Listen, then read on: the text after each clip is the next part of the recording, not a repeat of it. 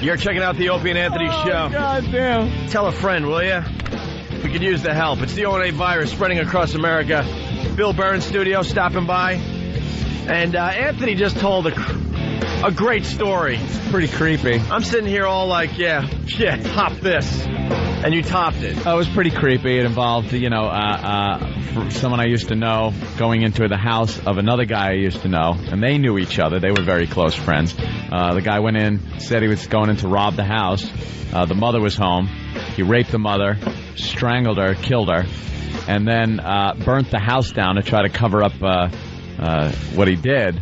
And we were just talking about, when do you realize, wow, I'm in pretty deep here. Like, the robbery. If you just went in and robbed and she wasn't home and you were left with the stereo or whatever you're left with, you're like, even if you got some drug money, whatever. You're in trouble. Your friend that you knew that robbed is going to kick your ass. Yeah. You go to juvie, whatever it is, you're that. But when do you reach the point you're where saying it's like, your intention wasn't to, probably even rape her and strangle her and set you didn't go in with that. It probably starts off like, dude, we'll get like $50. We'll get a keg. Yeah. Go down to the beach, Bottom line, we get suspended, and maybe it's gonna be great. Whatever happens, and then you're like standing over the raped, murdered body of your friend, going, "I'm pot committed here. Yeah. I'm all in. I'm pot committed. I know my hand doesn't look that good, but I already got too much in the pot. What the hell? I'm a good bluffer. I gotta hope they fold. What about the kid outside sitting in the car, going, "Gee, it's really taking a lot of time." And all of a sudden, the other dude comes running out, like buckling up his pants, and there's smoke piling out, going, "I'm gonna guess something else happening there, huh?" Yeah, with no stereo. What happened? He's got no goods on him. Go! Just hit the guy. Kid, leave the lights off. How sloppy are you with evidence that they find it through a burned house? I know. How bad of a criminal are you? Yeah. Apparently, when you go into a house to burn it down, your intent is not to burn it down, and then you spontaneously have to burn a house down. Yeah. It's a lot harder than you think, I guess. You can't just put a match to something, especially when some murdered, raped woman is laying there. Time is of the essence, I'm sure. It's not like you have gasoline, and I think he just threw a match in something and thought it was going to, burn up the whole house. And then you got to act cool in school the next day. God. Hey, did you hear what happened? Here? What are you talking about here? Oh, yeah, tragic. His friends are all giving him crap at lunchtime. Look at you, Mike. It was last time you got laid. Well, it's funny you say that. You smell like smoke. Smoke? What are you talking about? I just smoked before I came in. What, pine? That's where you got to fix things a little bit. Like, you got to try to make the scene something so it looks natural. Like, prop the mother up smiling with a cigar. It'll look like some kind of an odd accident. Leave the prices right on television. Something tells me this wasn't of her own doing. No, but no matter what you do, they somehow always find the cause. No matter how much you burn. You could start a fire with a piece of paper and a match. Now, doesn't that just like burn up? Yeah. You could burn down a skyscraper and some fireman will come walking out with like the spiral from the loose leaf. Yeah. Well, it was obviously this piece of paper and this match. I never got that. What happened? How they could figure that crap out. We found Amazing. some fried semen around, and we realized that there was some sort of... We were able to obtain some DNA from this barbecued batch, and it matches.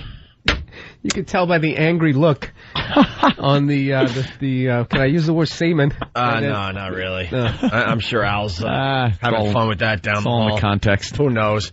But you have a story, Bill, you were saying in the green room? Everyone's got one of these. Really should have opened for Anthony's. But, I really thought I had the one, but I turned to him and I could see in his face that he was going to top me. Yeah, it had all the features. The second he said he had a Lulu.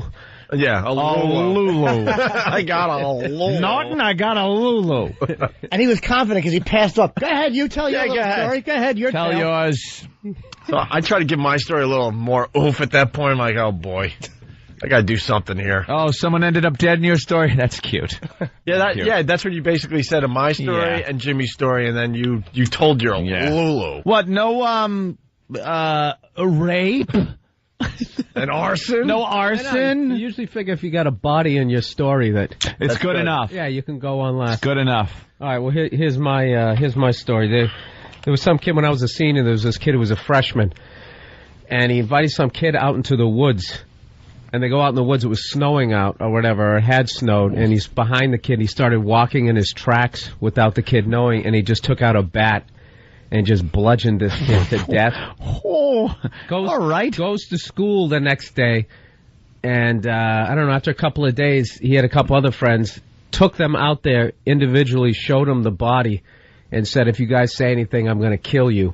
So these kids were just sitting there, I guess, freaking out for like... What a friggin' lunatic. Yeah, it took like... The body was just hanging out in the woods rotting? Yeah. It was kind of cold, I bet. It was like, I don't know, like, and it was brutal, man. And then when they finally ended up finding him, as usual. Was one of those boys Little Billy Burr? Huh? No. Oh, okay. No, he wasn't. No, if it wasn't, I'd be like, I can top your story, buddy. I know. That would top it. I was there. That was the guy with the bat. Yeah. Now that tops it. Yeah. Call the authorities. They ratted me out. 32 and just putting my life back together, guys. No, and then they caught him. He had like a hit list that involved a couple kids that he showed the body and like a teacher. Wow. He was like failing history or something. So that guy, then he had a reason. Yeah. Is the kid still in jail? I actually saw something on TV recently where I think he was trying to get out. I don't know if he did, but they sent him to real jail. They didn't send him because he was young. He was a freshman, but they were like, just the way he did it, they were like, I don't like this. No hope for this guy. Well, whatsoever. Frank, I predict a swing and a miss. CSI Miami, we're fixated with the awful acting of David Caruso. Yeah. Fixated on it. I saw one last night. Right before I was going to sleep, I roll over to lay down. I roll over to go to sleep, and my girlfriend goes, "No, wait." I'm like, "What?" She goes, "CSI Miami, the beginning." So we hit it. I'm like, "Oh, cool." And there's this big gunfight at this pool party thing that's going on, and someone's shot, and then they find another body in the pool, and David Caruso walks over, and Frank is with him, of course, his partner guy, whatever it is, and he goes, "Well, it looks like they got away with some trinkets." And David Caruso goes, "But they won't get away with murder." And then the beginning music starts. Is that the music? Scream from the hood, and then just the music and the credits, and of course, so awful. Right when he delivers the worst line ever written, every time in the worst way, he either puts on or takes off his sunglasses and walks out of the frame. Exit stage left, even. He's like like an old vaudevillian. A bum came up to me the other day and said he hadn't had a bite in weeks. What'd you do? I bit him. Exit stage left. They love me. They're screaming. Now we got to play for Bill. We can't get enough of this. I hope got to play at least one. I hope this isn't getting old for people out there. We just can't get enough of this. The video. Take my wife, please. Exit stage right, even. Hello, my baby. Hello, my honey. Hello, my ragtime gal.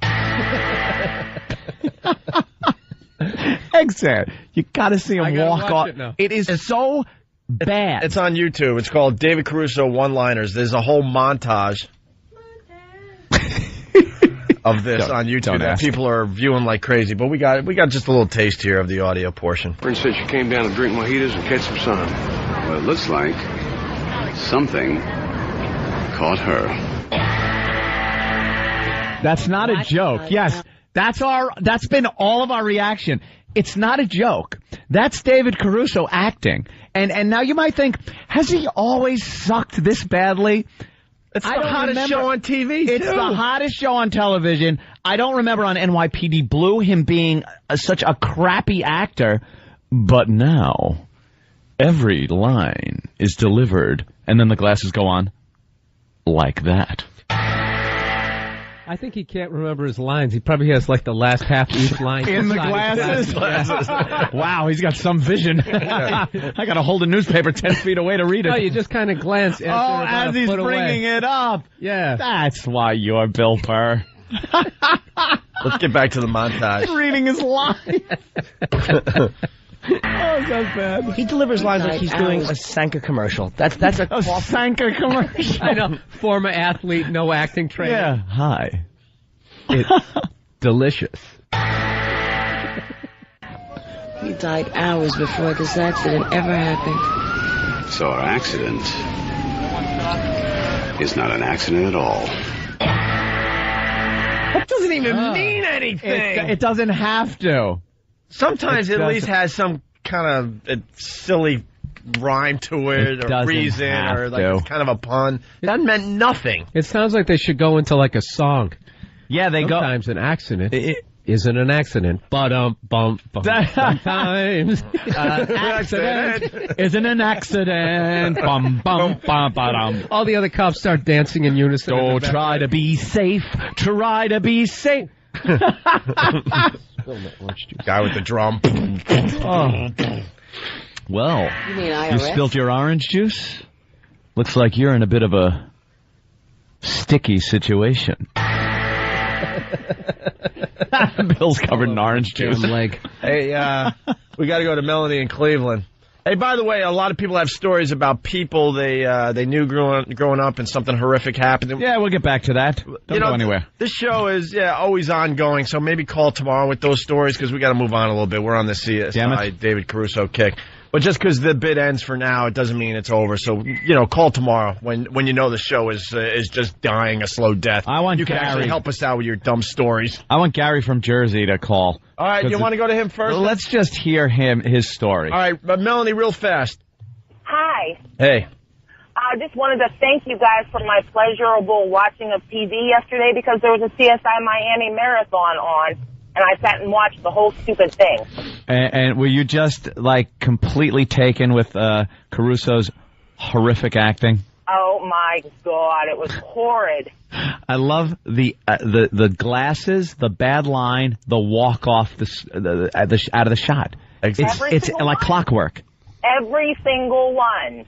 How is this? And I it's had no the idea. number one show. No idea until someone turned us on to that. Well, We don't Anthony know. turned us on to this YouTube video. We don't know, I guess. Is that through the whole show that he's like that? Like, is Every show starts like that. And does he do it during the show as well? Yeah, that's his character.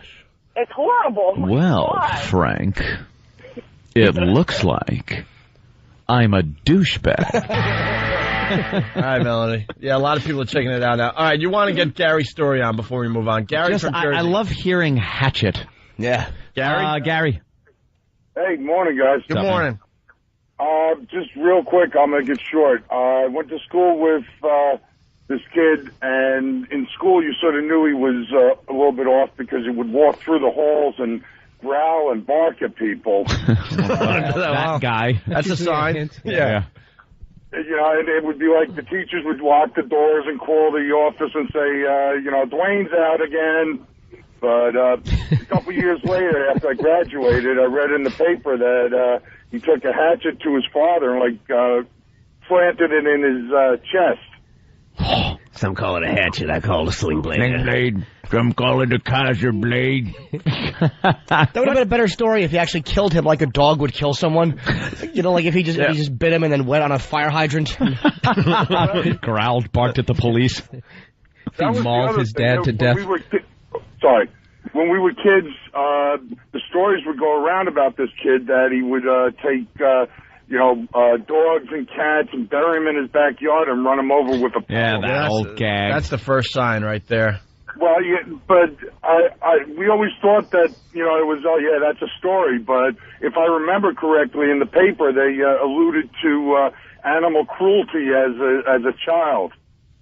Yeah, I knew a kid when I was growing up in East Islip. This was East Islip, and we were right by Heckscher State Park. Is over there, and we used to go in there and there were frogs and there were actually like amphibians, like besides frogs, like newts and lizards and stuff like that. It's like the prehistoric days when I was a kid. I'm just thinking, like, you don't see like, you used to be able to drive on Long Island and there'd be a big snapping turtle in the road. Right. Like, you just don't see that crap anymore. Anthony was a kid that was like flamingos. That's where Sunrise Highway is I now. had my slingshot and I was trying to kill a pelican. You know, guys, when I was growing up, I used to see woolly mammoths. Yeah, there was a mammoth walking up. There was like an assortment of wildlife and ferns. Oh, the chemicals like took care of all ferns that. And things. I know. Took care of all that and crap. just development and stuff like that. But there were just frogs everywhere. And there was a kid. Oh, there's a theory about the frogs, by the way. What happened? They're going back to their planet. Frogs are aliens too, like cats. Yeah, because Earth is doomed, and the frogs are leaving. They're the first to leave. Well, perhaps they Look could it have up. helped out Look their it up. little pals back when I was a kid, because a friend I had, or no, not a friend, an acquaintance that lived on the street, would take these frogs, collect them up, bring them to our street, Country Village Lane. Could look that up. And throw the frogs as high up in the air as he could. He would fly like a pop fly, but throw them and watch them just plummet into the street and hit the street. And you wonder why the frogs are leaving. They're highly intelligent, and they don't want some dopey kid playing frog baseball with them. It was so cruel, but he was like a bully kind of kid, so you couldn't tell him, you know. That really was an Knock that underground off. sport that everybody played with, and it was never on TV. Frog baseball, I think, was just a natural. Yeah, Beavis and Butthead brought everyone's attention. But it was always like the kind of twisted kid, though. I never played. I felt I bad. never hit a frog with a I baseball used to bat. feel bad when you inadvertently kill an animal or something. Yeah, I don't think I ever did that. No? I mean, I teased the hell out of my dog till it became a psycho, but, you know. He was You alive. could tease him until they're psychologically a mess. Well, that's normal, Bill. No, of course. all Everyone know. How would does you that. tease him? Every time he ran over for the peanut butter, you zip your pants back up? No, I don't know. We were just, we didn't know. We were kind of all left alone, me and my brothers, and, I don't know. It was there was too many guys in the house, so everyone was just, you know, always beating the crap out of each other, so it just naturally filtered down to the dog. The dog had dog. to take the Nah, crap you know, we for everybody. started off playing this game called the glove game. You take like a Oh, no. Oh, boy. a gardening glove, sort of started mushing him in the face, and he'd start biting hard, and then it started to hurt. At which point we moved on to like a hockey stick, just started jabbing him. Like if you're going for the puck in the corner, you know, you don't want the face off, you know. Right. Yeah. So then what ended up happening His face. was at some point he learned how to do that bite where you shake your head like, right? Yeah. Which we all thought was hilarious. The famous dog bite. Those are great. Yeah, we all thought it was hilarious until he started biting us like that. But we were young. We were all like, you know, 4th, 5th grade. He ended up biting me in the face. I had to get like stitches. He grabbed onto my face. Jesus. Because he was eating and I was messing with him going, I'm going to get you food. And he just...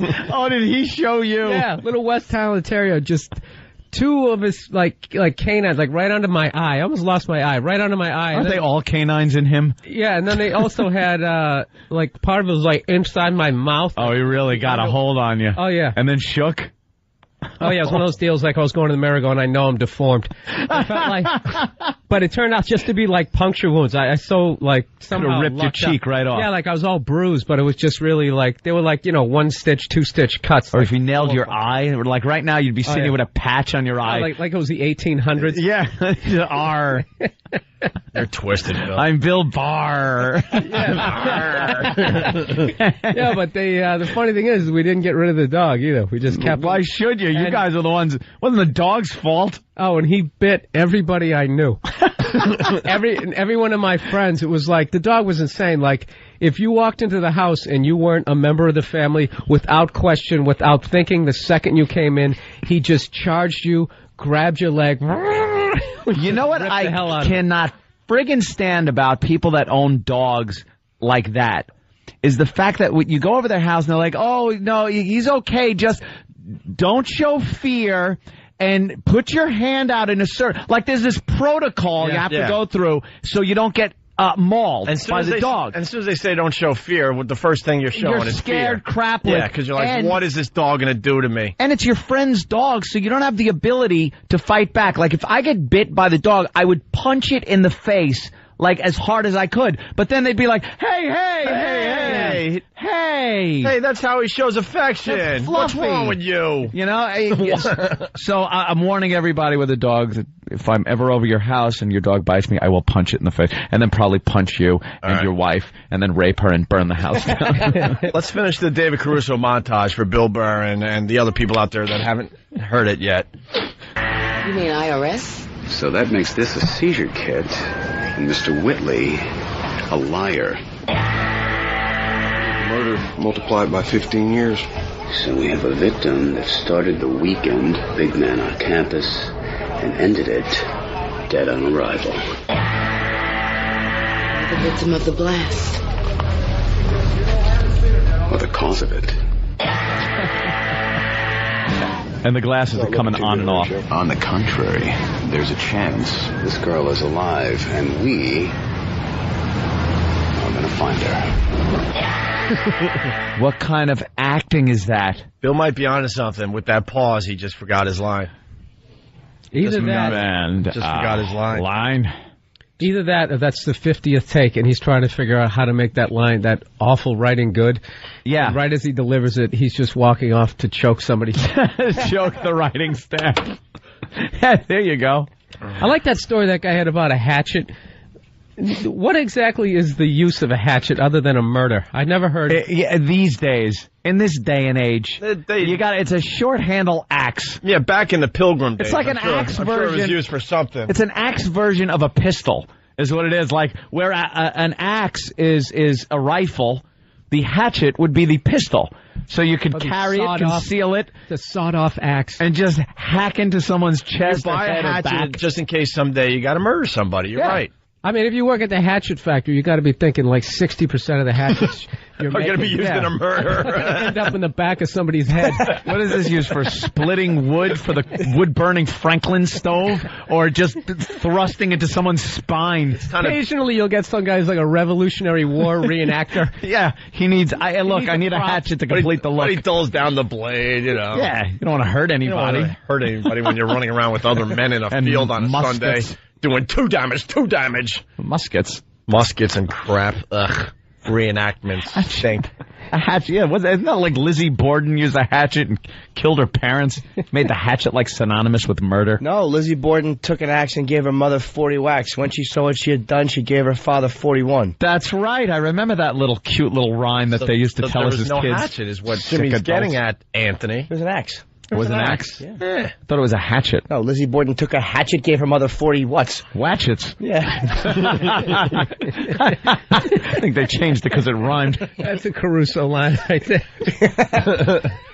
I think people are getting sick of the Caruso bit. Yeah. Yeah. Yeah. And your doctor's handwriting could be a prescription for death. What their penmanship has to do with your health. Gee. All right. That's a news tease. That's a terrorizing news tease. But I guess you could figure it out. Yeah. Well, have you ever taken the script to the pharmacy and they'll actually go, well, I think you need I'm not really sure, but it's either Vicodin or cyanide. I'll just pick one. Take them. If you feel better, just keep taking it. My doctor wrote aspirin. He thought he wrote arsenic. Yeah, well, I think this is arsenic. You're supposed to take it. You ever have almonds? And pharmacists. You ever have a pharmacist that's not really sure, so they start asking you for the symptoms you have, so they can figure it out on the spot? Oh, yeah.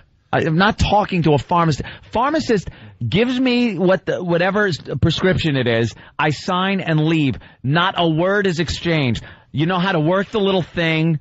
So I like when they reach over like they're helping you. Beep, beep, pushing the thing. It's like, no, it says next. It says sign here, and then it says enter. I don't need you reaching over helping me. I don't like how they wear like the white lab coats like they actually went to medical school. Exactly. I could be doing brain surgery, but I decided to work at the back of a CVS. Yeah. I decided to get the skilled job of taking pills from this bottle, putting them in this bottle, and then giving them to you. And hoping I don't screw something up in between. You ever sit there and go, why is that taking an hour? Taking forever. You just nailed it. You just simplified their job. It's take the pills from the really big jar and put it in my tiny little pill and they ain't moving. They ain't moving. Why There's does that take an stats hour? of stuff. Why does that take an hour? You're counting. 48 old ladies in front of you. You got the pills. It's 100 pills in one of these. 10 of them got to go in here. 1, 2, 3, 4, 5, 6, 7, 8, 9, 10. Cap on, label on. Done. Time. What? You're done. It's prescription rodeo. But it takes forever. And yeah, I will say it's not always their fault. There's always an old person that goes, prescription for Johnson. I got hematose. And they never have it.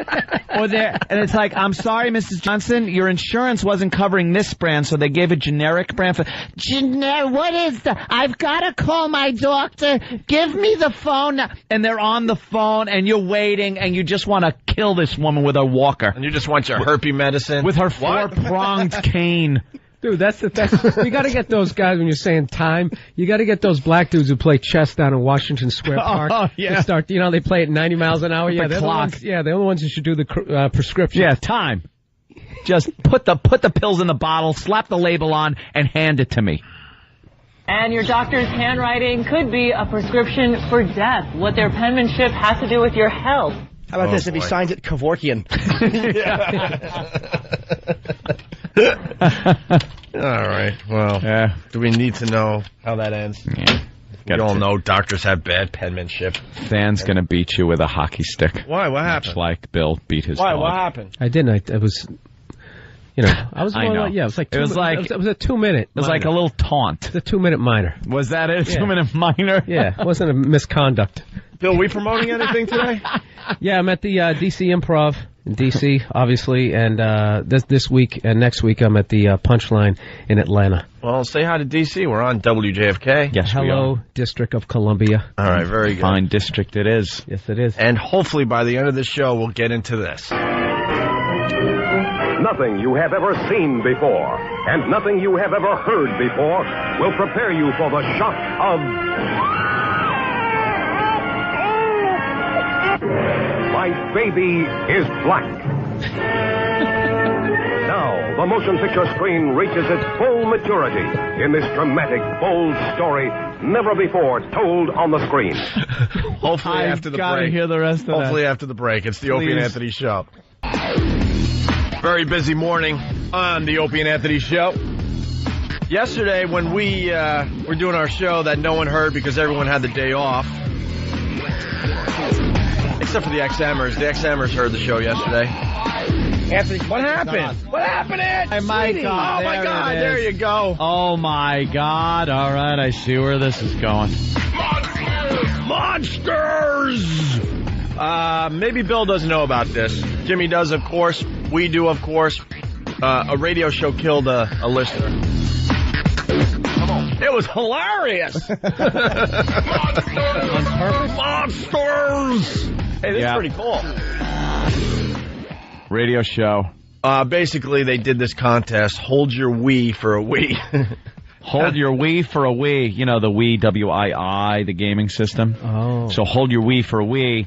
They made their contestants drink a bunch of water without allowing them a break. And then whoever could hold it the longest would win the Wii gaming system. And the woman that came in second went home. She was supposed to go to work, I guess, and called in sick and said she was had a bad headache, a migraine, and she was crying and decided to go to bed. And that's where they found her. Dead in the bed. Water. You are horrible. Water intoxication. Yeah. Which is very rare, by the way. I saw a kid, a frat kid. It's always frat kids. Yeah, they make them drink a lot of water because they're stupid and don't realize. Yeah, if they just let them do alcohol. It's just water. Yeah, let them have booze. You puke, you pass out. Yeah. How do the Waterhead kids from high school survive then? It was in their head. It's okay if it's in your head? It's actually water heads. They don't have water in their heads. They're called waterheads. I've heard you. The medical term is waterheads. Yeah, whenever they had agreed with you could hear it sloshing around. I've heard water. It's like you're moving a fish tank up the steps. What's the matter? My son's laughing. I've heard of water on the brain. Yeah. but you don't walk around with that. Well, we were talking about this show yesterday, the Morning Rave out there in Sacramento, and they are so fired. We said that yesterday, that they're not just fired, they're so fired. Completely fired. Completely fired, no doubt in our minds. I was wrong, by the way. I didn't think... I'm like, no, they won't, and you were completely right. What year are you living in? You can't kill a listener. Yeah, it's really out of all the rules in the book, language, fines, personal things, even some type of your own lifestyle issues. Just play it out. You kill a listener, they let you slide, they don't fire you, and you're back on the show Monday going, so let's do Battle of the Sexes, and what are we gonna do? Tuesday we'll do our Looney Tunes Tuesday bit. How do you go back in, especially this show where it's described as topics of discussion on the show have ranged from ghost sightings to celebrity gossip. The show has a Confession Wednesday call-in segment and airs song parodies. Airs song parodies. Oh, and kills listeners. Oh, and every once in a while we'll kill one of you. I just realized... Who will we kill next? I just realized... It's your morning zoo. I just realized how safe this show is. Because all of your bits, the bit is watching whatever they were ingested somehow coming back out. Puking is a big part of saving the lives of our listeners. Yeah, right. You think it's just entertainment and we laugh hysterical whenever people are doing it. We're saving lives, people. That's Worders. right. Mm-hmm. Well, did we talk about all this stuff here? Well, all this highlighted crap? The morning rave, blah, blah, blah, taken off the air indefinitely. According to executives at the end, for as they go through this internal investigation. We've been through 2 of those before. Yes, we've been through 2 internal investigations. They both end in the firing of you. What the internal investigation is for? They're trying to find out. They try to figure out who else is involved. God, so they can fire them too. It has nothing. They will tell you during this that this is to try to get the information out so we can get you back on the air. But that's not what it is. You're already fired. They know it. You should know it. But you don't. You're gone. You're holding out hope. Man walking. You're holding out hope that maybe you'll skate. But what they want are names. They want to know if the PD knew about it. They want to know marketing, who in sales knew about this. All that so they could just wipe everybody out. Wow. The show's DJs will not be heard until the investigation's complete. Jennifer Strange, 28, drank nearly 2 gallons of water over 3 hours. That, according to a contestant who drank 1 fewer bottle of water. Okay. That 1 bottle put her over the edge, I guess. What exactly, when you die of water intoxication, what is going on there? Well, your brain cells happens in your brain. They're surrounded by a membrane with various chemicals in there. Why are you saying this to me like I'm 5? Because it's like Mr. Wizard. Oh, okay. You always talk like this. Surrounded by a membrane. And I'm supposed to jump in with and be like, membrane? And the liquid. I colored one of those. How do you spell membrane? Very, very sensitive mixture that keeps us going with the liquid. There's got to be the right amount of sodium and potassium and electrolytes and all this little crap that's around these cells keeps the cell alive and keeps it the right size. Then you drink too much water, all that other stuff gets diluted. The cell starts absorbing the water and gets swollen. And when you swell up one cell, that's no big deal. Swell up a whole brain full, your brain's in there just packed inside your skull. It can't go anywhere but out your ears. At that point, people are getting fired. Yeah. So right then, frats are closing. It's over, Johnny. Can they do anything, like if you know, all right, this is the water sickness thing, can they go in there with a needle and at least drain your head or do something? I have no idea. Oh, yeah, they can relieve the pressure in your... I would think... maybe not with the water. I don't know on a cellular level. Well, when you're bleeding... If they could do that. Internally, and the blood starts filling up in your skull, you could... Yeah, but I don't know... You can relieve that, but I don't know with water. It's not like water is surrounding your head. Wait a minute. I got a mic in front of me, Bill. I'm an expert. We have to go back to Opie there for a second, just completely making up He started looking around the room halfway through that sentence. He goes, "Oh yeah, they can drain your brain." And I started laughing. Then he immediately goes, "Yeah, because people have had pressure in their brain, turns it into like some sort of like blood clot thing." No, like it's water just sloshing in your head. He's just talking about brain. I realized when I started that sentence that I was like, I have no effing It's a idea. cellular level. But people expect me to be an expert because they got a microphone in front of me. They do have water on the Say brain. something stupid. There is something called water on the brain, and they take a tube and drill a hole in your head and put the tube from your head down your neck into your heart. And the water drips out of your head and is recirculated through your body. Yeah, what is that called again? It's called the Frankenstein procedure. Who the hell thinks this crap up? It's the dwarf's got to get that. It's water on the brain. I know that much. It's called a shunt. But I think. Oh, there you go. There you go. Good one. Are you really kidding? You really? It's a shunt. I think I watch Little People Big World. I know all about this stuff. I thought that was a short woman who was misbehaving.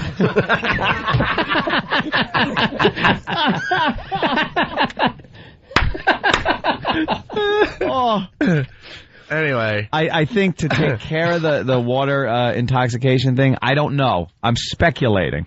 But I think if they replace some of those things that are being diluted out, sodium and electrolytes and potassium, that might pull you through.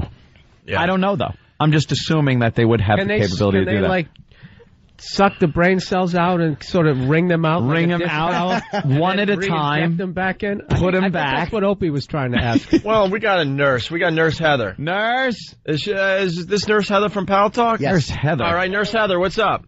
Hi. Hey. They use a hypertonic IV solution. Oh, and what does that do? It sucks the water back out of the cells and helps them dehydrate a little bit. Ah. How do you do it? I don't know. All right, way to add. Nurse. She's a nurse. All right. That's all I got. What, do you have a friend who does it? She's a nurse. She watches the doctors do it. Exactly. I don't really do anything. She doesn't do anything. No. She just changes bedpans. She hands him the stuff.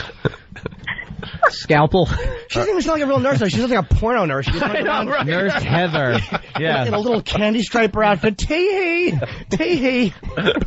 All I know about Nurse is for Dummies, just so she knows a little bit to keep you in the game. all she knows about is enemas. Right. All right, thank you, Nurse Heather. What do you do? I cut myself. Can I get a stitch or something? No enema.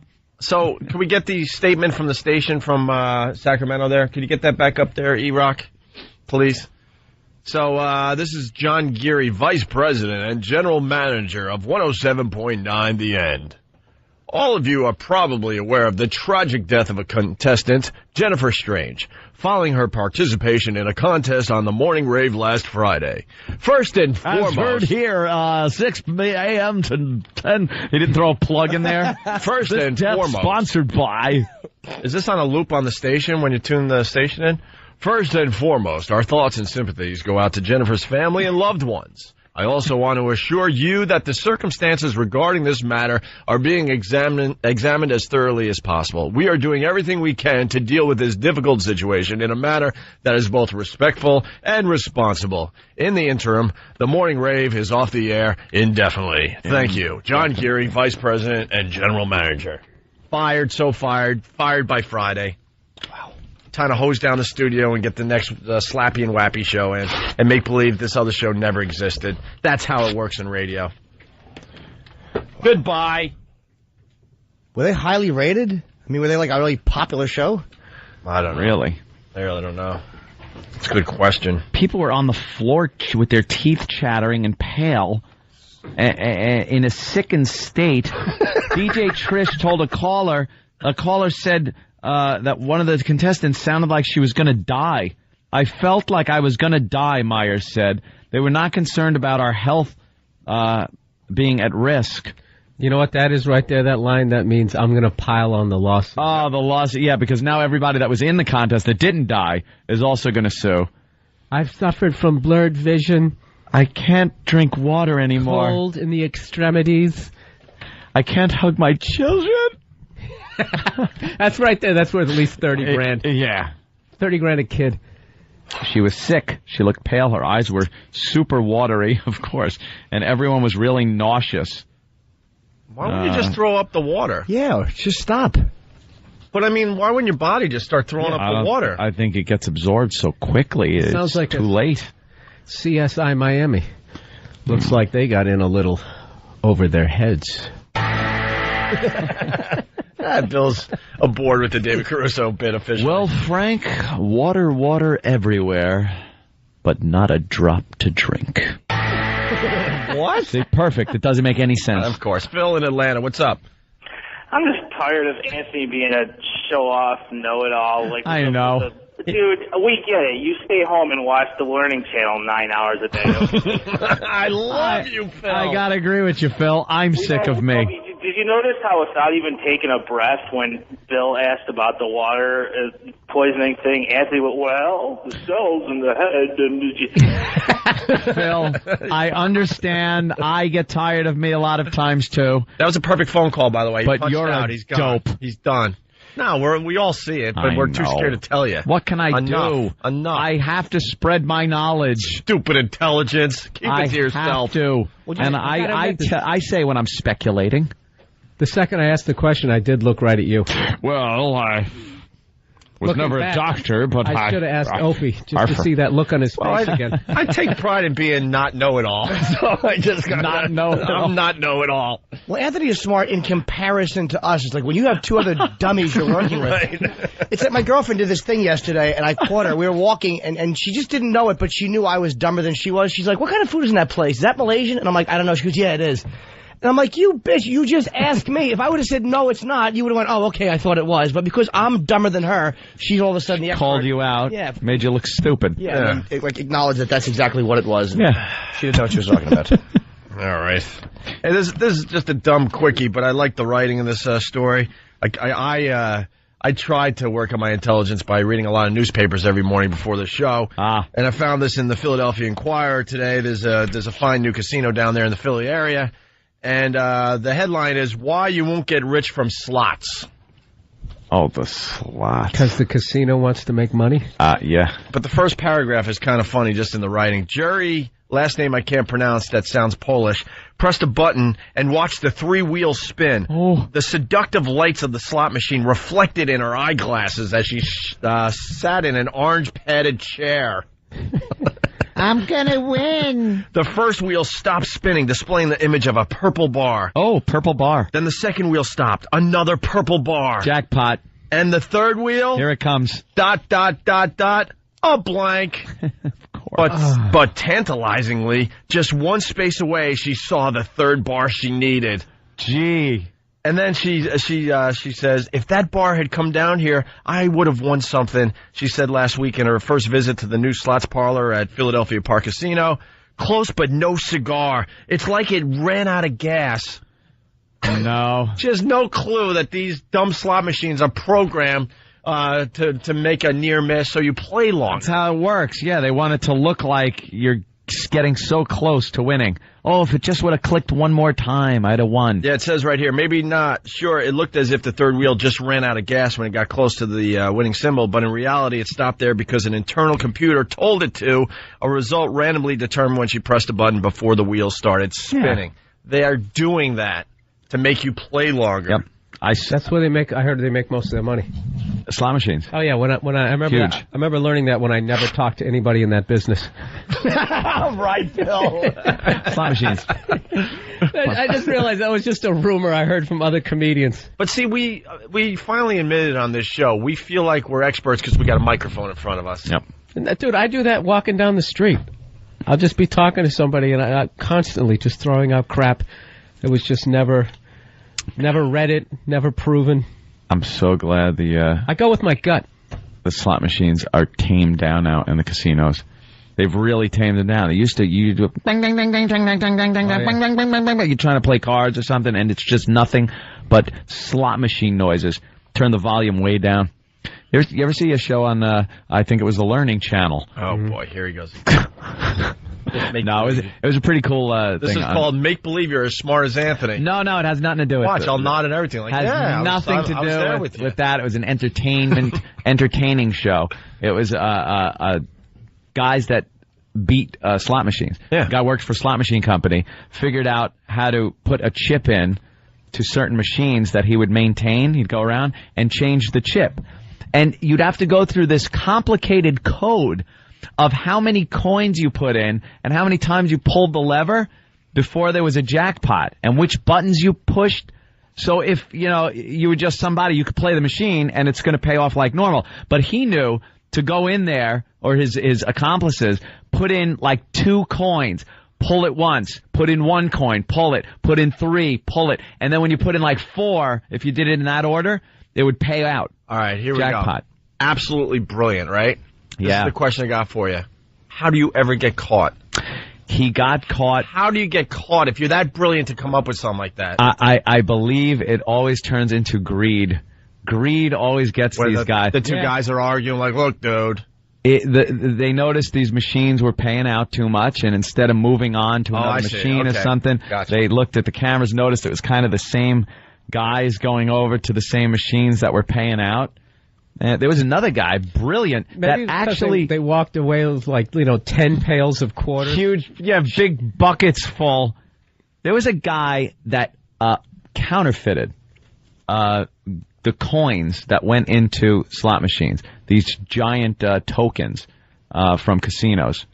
Counterfeited them, sold everything to buy these etching machines for the right metal. He went to metallurgy and had one of the coins analyzed and got the right composition. Went through all this. Had thousands of these things made up. Would go with trunk loads to Atlantic City into the casinos and would sit and play a little bit. And then he'd just take these buckets and go and have them exchanged for cash. And they would weigh them, and then he'd get the cash. Brilliant. And again, greed wound up getting this guy. Yeah. Was that the one that was doing business in the parking lot or something like that? How did he get caught? He would pull up and have boxes full of these coins and take the big buckets they give you, fill them up, go back inside, play for a little, and then they kind of noticed again. Somebody noticed a problem with the coins. There were too many coins when they would count the coins after a while. And he kept going to the same casinos over and over. If he spread it around a little, it wouldn't matter. But they're noticing, holy Jesus, there's $100,000 more coins than we started with. So that's stupidity. Yeah.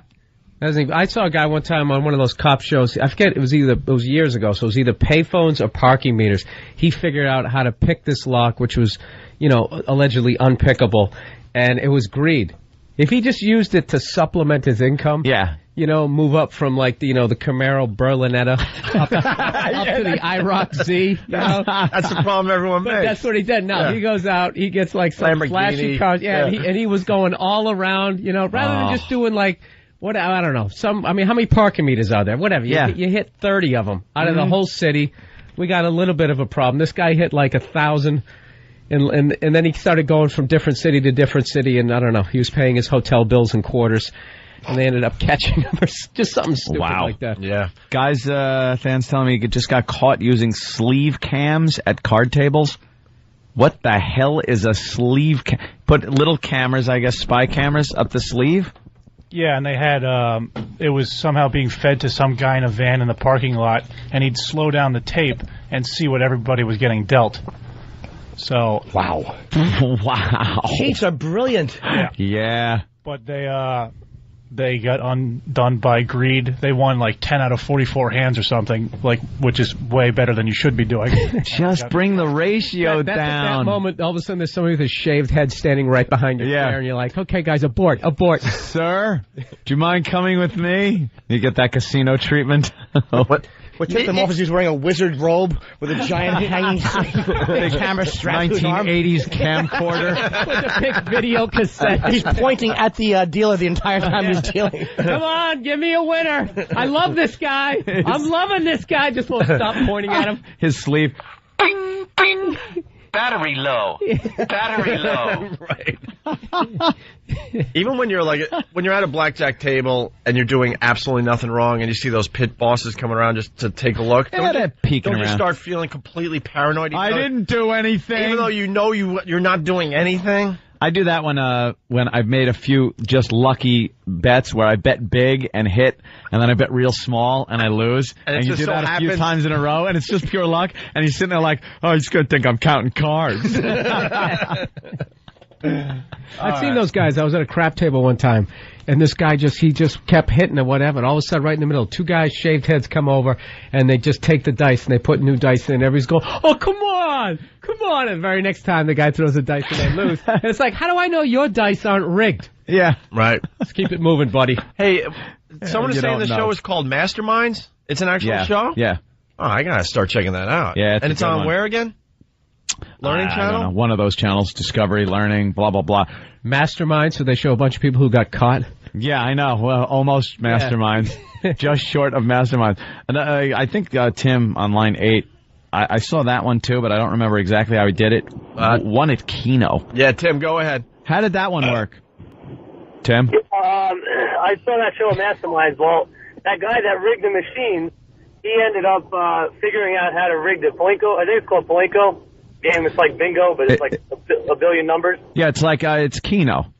And well, he figured out how the code worked in that machine, and figured out the random number generation. He figured this out, that you could, the random number generator that ran this Keno game, you know, you pick a certain amount of numbers, it pops up. He figured out what the next set of numbers was going to be based on this program. So he's upstairs in the hotel room watching it, and he's got an accomplice downstairs filling out the Keno forms and sending them in, and bigger than crap, there it is. He's watching it on the hotel television. All of his numbers come up, and they won, but they were caught because the guy's ID was screwed up. Something was wrong with his accomplice's ID. Like, it was that Some dumb stupid. thing. Some dumb thing. Could you please come with me up to the room where the guy is sitting with computer equipment, and he's up in the hotel room with, like, computer equipment and ribbon wires going to the TV, and... Yeah, but you're getting off so much easier now that the mob isn't involved, you know? I know. Back in the day, you'd go down in the basement, Joe Pesci'd take out that hammer. Oh, yeah. You made me pop out your eye for this. We got to step aside for a bit. Damn. We got the Paula Abdul audio, too. We tease a lot of things. We got to do something. We got to do something after the break. One thing we teased, we got to do. Got to do one of these things. All right. It's the Opie and Anthony Show. We're back. Opie is choking. Wow. You put too much food in your mouth at one time. Because we start babbling during the commercial break, and then I realize, oh, my God, I haven't eaten yet. So then you start shoving food down your throat. Your gullet. It's our fault. By the way, my egg white sandwich today, a lot of eggshells. Oh, get out of here. A lot of crunchy in my egg sandwich today. Couldn't even eat it if that was the case. Why? It's probably a light bulb. An eggshell? Yeah, it might as well be. Oh, eggshells. Well, What savage is making breakfast? It gets eggshells in there. we haven't talked about the Missouri missing boys yet. We haven't played the Paula Abdul thing yet. I want to hear that. Paula Abdul? Yeah. She's maybe back on whatever. The pills? I've heard rumor. Someone's of yelling at pills, us on the phone. Booze. They went away, but they're like, she has a condition, that's why. What's the condition? I don't know. They went away. Because she was really a wreck at the end of one season of American Idol. Then the beginning of the next one, it seems like they told her to slap her crap together and sober up. And then she was fine. And then slowly you watched her kind of degenerate back into, you are an inspiration to the people. Your voice is just amazing. She's actually talking to the hallucination. Yeah, there's no one there yet. Ann had a great... We haven't started the auditions yet, drunkard. Ann had a great point earlier, because, you know, Paula's people are claiming that she had jet lag. She's tired because she's doing a million interviews because Idol starts up again tonight. And that goes with all of them, yeah. Lindsay Lohan, it's the same thing. Oh, she's exhaustion from the heat on the set. And there should be a chart, like the excuse, what drug it is. Yeah. Jet lag. Okay, that's amphetamine. Jet lag. All right, exhaustion from work. That's Vicodin. But it's been a little hyper lately. Cocaine. This is just plain drunk. The heat from the lights on the set. She was drunk. She was dehydrated. I've never, in all the years I've known my friends and stuff, I've been around, I've seen drunk people. I've seen people on drugs. And not once have I gone, Are you exhausted? You have jet lag, don't you? I bet you have jet lag. No, you're drunk. You're driving drunk and you drive your car into a tree and the cop comes up. You've been drinking tonight? Nah, it's got a little jet lag. Oh, jet lag, and I've been on the set for hours. Exhaustion set in. Doing Shakespeare in the Park, man. Yeah. I was filming the Gilmore Girls earlier. Oh.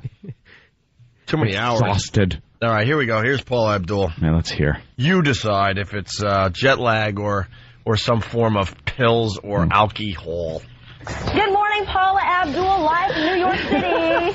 Good morning, everybody. She can hear us. So far, no problem. A nice peppy good morning. I wanted to stop the tape. Let's play. When do you think people start noticing? Yeah, exactly. Okay. Tell us, what are you looking forward to this season? How about a lot of you coming in? It's a wild party where you are. Right there. Yeah. No, but that could have been. She's trying to be funny, but and not be, because she quickly got back on track. But she was trying to be funny, and she was incoherent. I couldn't understand a lot of you coming. What was her answer? Come on. By the way, it's ridiculous. You can't be wasted and have that many pronouns in a sentence. What did she say? I gotta hear it again because it didn't make sense. I don't think. Something I'm looking forward to a lot of you being here. A lot of you coming in, or because you guys have been so crazy. Like this show's like a party. You know, she was hearing it. How about a lot of you coming in? It's a wild party where you are. That's what we hear. We hear that Simon has actually said that this had some of the worst singers that he's ever heard. What did you think of the singers in Seattle? Well, I have to agree with Simon. Oh, no. Paula. Oh. Hey, you know what? It is what it is. And it was brilliant. It is what it is. Wow. She's getting like whatever high she has is that philosophical one. She's about ready to tell everybody there that she loves them. Yeah. You guys are the best. I'm going to be an optimist. I'm going to say a little jet lag. A little too many interviews. Jet lag. Faking the energy because she's done about 100 of these. Sounds like... they sat her in the studio and then they threw her on all these morning shows across America. You think? I'm holding out a little hope. I'm going with tennis elbow on this. Tennis elbow? Always causes slurred speech. Yeah. Maybe it's a combination. Maybe she had jet lag and then dropped her face into a bag of Coke like Scarface. So technically it was jet lag. Right. Here's the condition. It's Steve from Pennsylvania. Steve. Yeah, how you doing, guys? What's up? Hey, not much. Yeah, Paula, she's got the RSD according to last season when she was nodding out. Yeah, what's RSD? It's reflex sympathetic dystrophy. Now they call it complex regional pain syndrome. I got it after a car accident, and I had to have surgeries on my wrist and ankle. What is it? What happens is your nervous system constantly, the nerve endings constantly overfire the pain signal. It never stops. So I've been on Oxy, Contin 40 milligrams a couple times a day. Plus, sounds like a made-up disease to get good drugs. No kidding. That sounds like you hurt your wrist and your ankle, like for life in a car accident. Yeah. Yeah. Why are you blaming your nerves? And I don't believe you because blaming your nerves. You should be blaming your driving. I don't believe this guy. He's been on the air for exactly a minute, and not one time did he go, ah! Yeah. Ow. You know the feeling you get when the freaking nerve fires? Yeah. Not one time. Or at least with your attitude, you'd be angry all the time. Yeah. Something. I'm definitely angry all the time. I carry a weapon, too. Anthony would love that. Oh, and boy. Anthony, nice. Anthony, Steve, I didn't mean no harm. Didn't mean any harm whatsoever. Yeah. There you go, guys. Don't be stalking you. But, Anthony, you could appreciate this. They tracked it back to the Civil War days when the guys were getting shot in the legs. And they were having, dig around there to get that 40 cal, ball out of the legs and whatnot. Yeah. Guys were filling their boots up with water because what RSD does, you feel in the extremity hot and cold sensation both at the same time. That sounds like restless leg syndrome. Yeah. There you go. Another made-up disease. All right, thank you, sir. Where the hell did restless leg? You ever see the commercial for that? Do you have the feeling that your legs just have to move at night, especially when you try to sleep? You might have restless leg syndrome. Do you accidentally boot your wife in the ass during a nap? Do you just collapse while you're walking? My legs are suffering from jet lag. Like that's something you'd ignore. You know what? That does happen.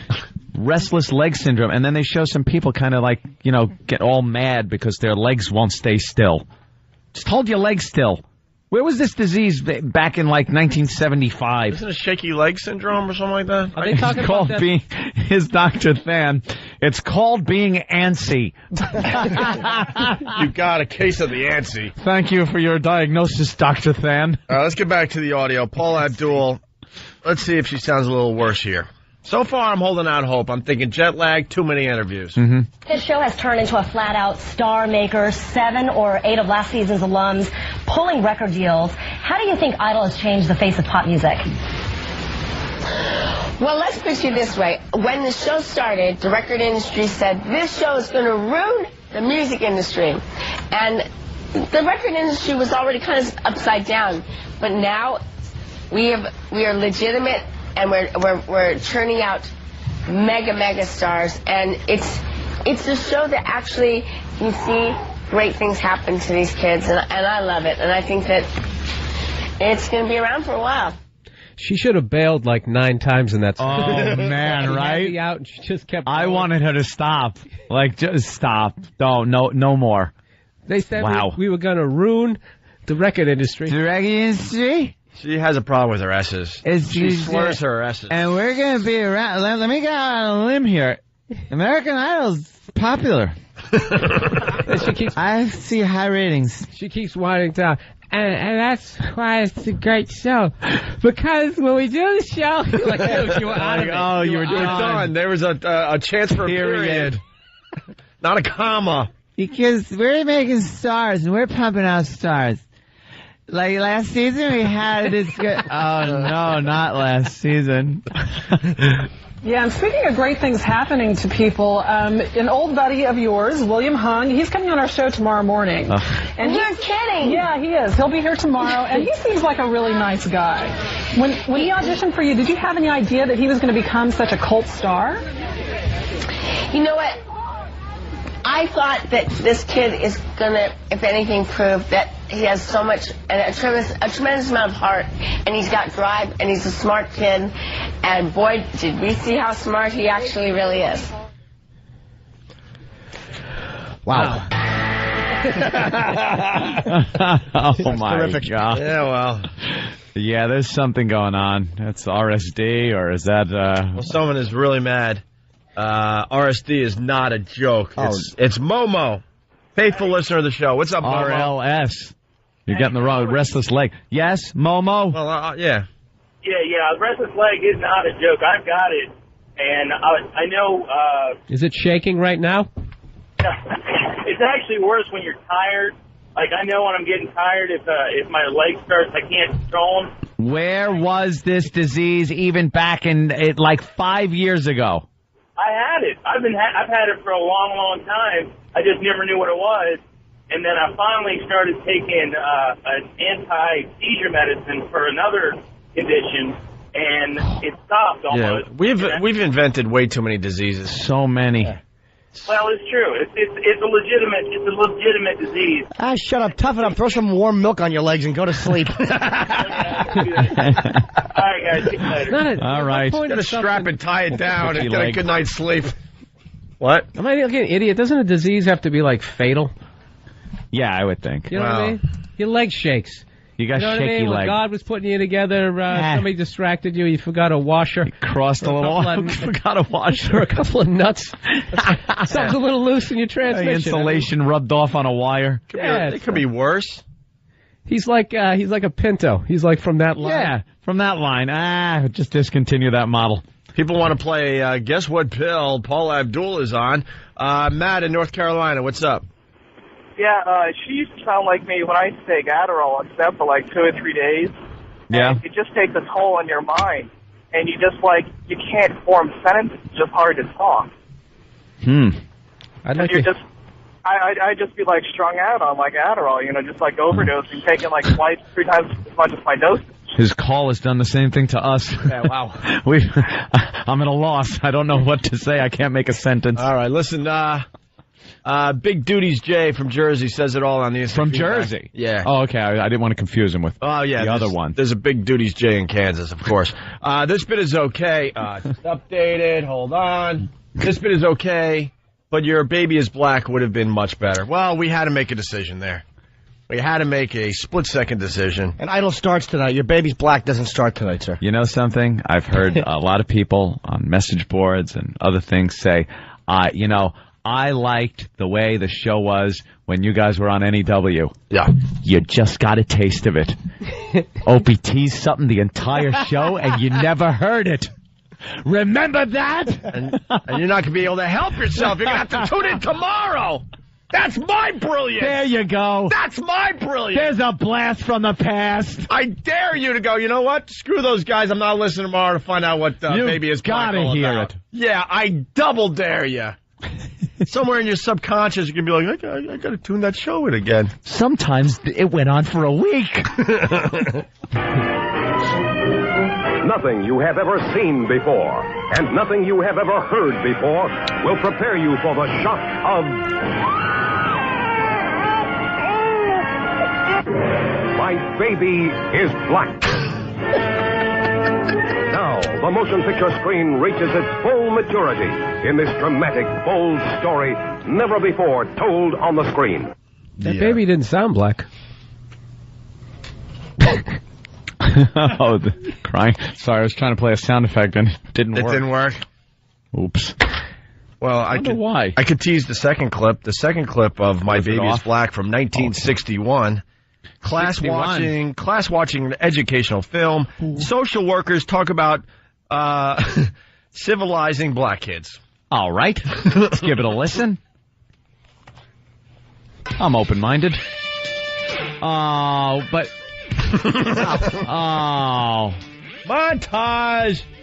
That's the end of the show music. Hey, man, that just starts on its own. I don't know what to tell you. Damn. I was about to play track 2.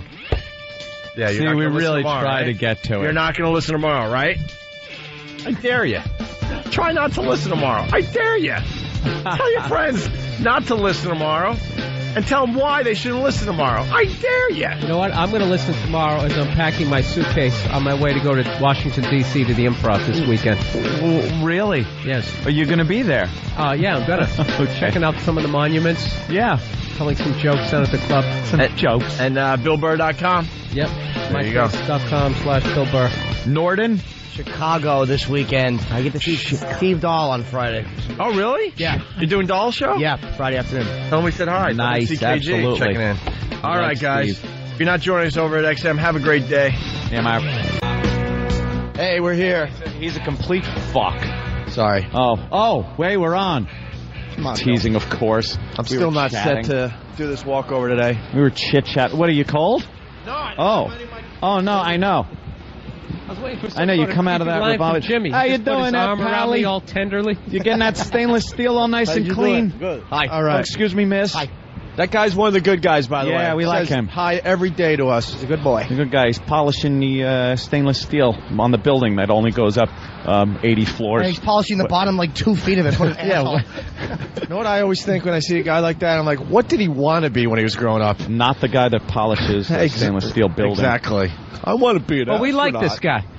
Huh? But we like this guy. No, we do like the guy. Shitting all over his job. Dude, that guy is polishing, but he's happy as hell doing it. But you know what else? He's got he didn't make the decision to do that. A boss told him to polish the building. How you polish a fucking building? Yeah, who did he piss off? He must have forgot to empty the, what are we looking at? I can't say it on the air, but I want to make Anthony laugh. It was the other line. Yeah. You guys talk for a second. Go ahead. Hey, Jimmy, how are you? Talk, cover the noise. Talk, cover the noise. I don't know. He's saying something that's secret. That was cruel. Hello. Cruel but hysterical. Sometimes you just got to really a private joke. I think I figured it out. Oh, you figured it out? Okay. I was going to tell you too, but there were too many lights in front of your face. All right, good. Sorry, sometimes the walkover's private. I know. I don't even get it. It's so private. That's the beauty of me. My jokes are funny off air. We saw. Whose mic sucks? Mine is, but it could just be the headphone thing. Mine is going. Yeah, it's going. Mine would be doing that too, Jimmy. That was a great impression. The closer we get, the better. Let's just keep walking. I don't do voices. I do malfunctions. We gotta check these mics. I think so, Jimmy, where you working in Chicago this weekend? What's that? Where you working in Chicago this weekend? Zanies. Zanies. It's gonna be crazy. It's gonna be freezing. It's cold in New York. Chicago is gonna suck. It's 21 degrees, light snow today in Chicago. Oh, Burr. I'm the rain man when it comes to that crap. It's a beautiful day out, huh, guys? It stinks. It's going to get colder, too, by the way, here in New York City. We started off with a temperature of about 55 degrees. It's going to be dipped down into 30s tonight. Look for 20s in the suburbs. Anthony, can you tell us, by the way, you better get out your earmuffs this weekend. Lows in the six digits. I can't even. I was going to say 16 degrees, and I had backed myself in. Lows in the six digits. He's doing fucking weather from Mercury. Oh, classic. I stink on the walkover. It's going to be a chilly 4,200,000. I only had it in the thousands. That only went out to like 4 million people. Nah, don't worry about it. No big deal. No one's listening. It's not like it gets replayed 4 times. Anthony, you ever want to drive through Manhattan and shoot those old-fashioned water towers on top of the old buildings there? Yeah, watch them all leak out or live out explode. some sort of Clint Eastwood fantasy. That would be nice. Fun. Why do they still have those? Like, it's 2007 and there's wooden water towers like Petticoat Junction. What the fuck is going on? Like we're pulling into Clarksville? Yeah. It's 2007. There should be some futuristic thing. I want to wooden water tanks. I want to thank the two regulars for doing the walkover today. Yes. Everyone else stayed home because it's a little cold. Yeah. Everyone else, go screw. You babies. It's 60 degrees. We got 100 people out here that wants to check out the show. I didn't like that guy sticking his head out of the DHL van like he was in a Bjork video. Damn good recall. All right. Are we done or no? I think so. We have to walk up the steps. So they should go to break right now. Bye. Opie. You know I could have been a model. Anthony. I'm gay. James Norton. I like yogurt. Robert Reed.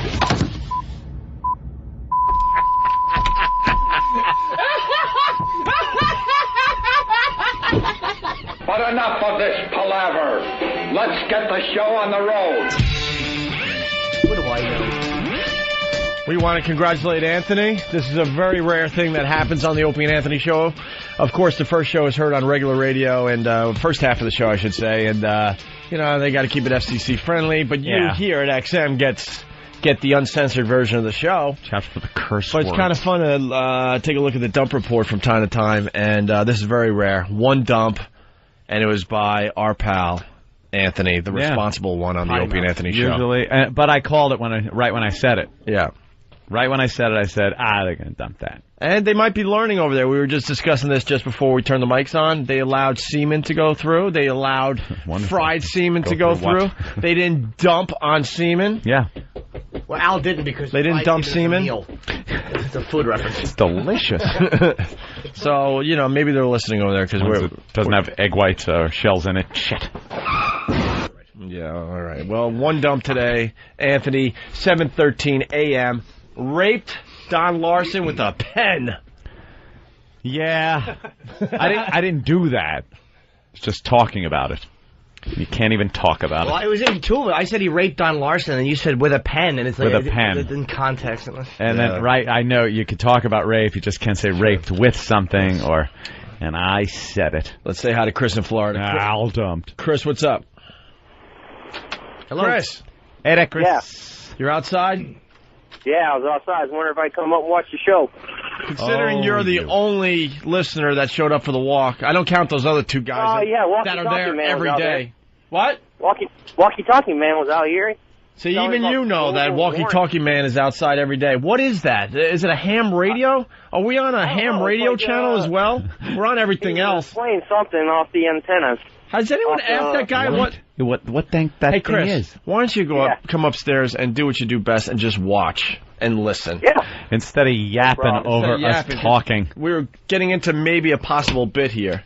Does anyone know what that guy does with that walkie-talkie every day? Have we asked him? No. Yeah, I know. Dan, you know? Oh, Dan. Yeah, he basically picks up because we send out a wireless signal back and forth, from the mics on the street. So he's picking up the actual signal that the mics send out. So that fucking guy doesn't listen on Free FM, doesn't listen on XM. He catches the show on the walkover through a frequency on his ham radio. Or whatever. Not only that, doesn't that mean he can hear it the second we start talking? Oh, there's some. Well, what's the problem? Oh, Danny and Mars gonna duke it out. Kick his ass. Oh, there's like some. Wow, what happened? There's probably some kind of issue. Hands are up. Brisk walk away. It's probably not supposed to be said, but I bet there's some kind of a broadcast issue. What? Why? We don't know that guy. It's like pirating. It's all good, Mars? You gonna beat anyone up? That was actually nothing to do with what we were talking about. That was like a thing between two men that had like a sexual encounter. Yeah. He didn't like the way Danny was looking at us. What happened? Oh, secrets? How could you possibly get in trouble for that? There it is. A lot of whispering. We don't know what you're talking about. I can't hear it. Is that police? Billy, your microphone's off. All right. Bill's mic is off. Bill's microphone is off. Bill. Hello, Bill. Hello. Oh, there he we go. is. I was going to say, damn, I was doing great I over know there. nothing. Some type of issue. Danny got a little defensive. Yeah, but then Danny calmed down, and now I don't even remember what we were talking about. Is it this? I don't know. They cut out my brain. C scar. CC Ryder. CC Ryder. What? Cunt. Fantastic. Clit. Cunt. I know nothing. Nice to be in the military. Alpha. Niner.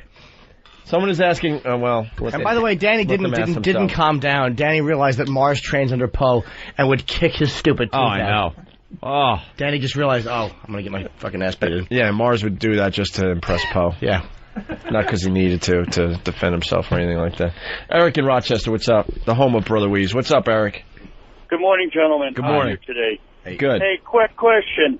I'm looking at my XM display here, and it says Opie and Anthony. You didn't listen to the show yesterday. Well, excuse me for working. He told you. In 1945 vernacular. Such an old man response. Yeah. Good point. Excuse me for living. Good point, Eric. Good point.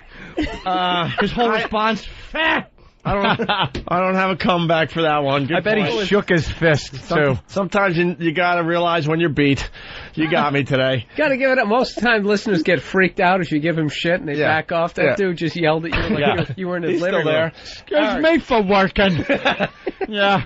Eric, we're taking a page out of Apple.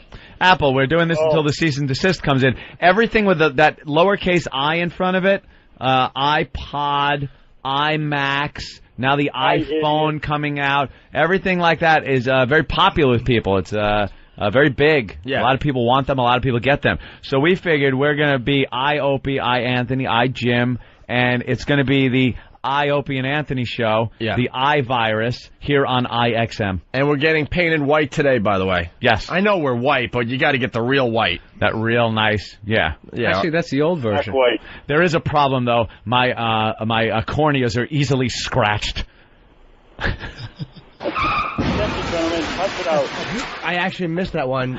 It just and you won't hear it again. No. I was actually. I don't care. I don't care. Look, Wait, replay. I don't get it. It would have killed it hard. I'll explain it, but I won't do it again. I will acknowledge that you're explaining it not to get crashed again. There's a very big problem with the iPods that the display gets scratched. Oh wow! All right. Oh, you think I like EYE?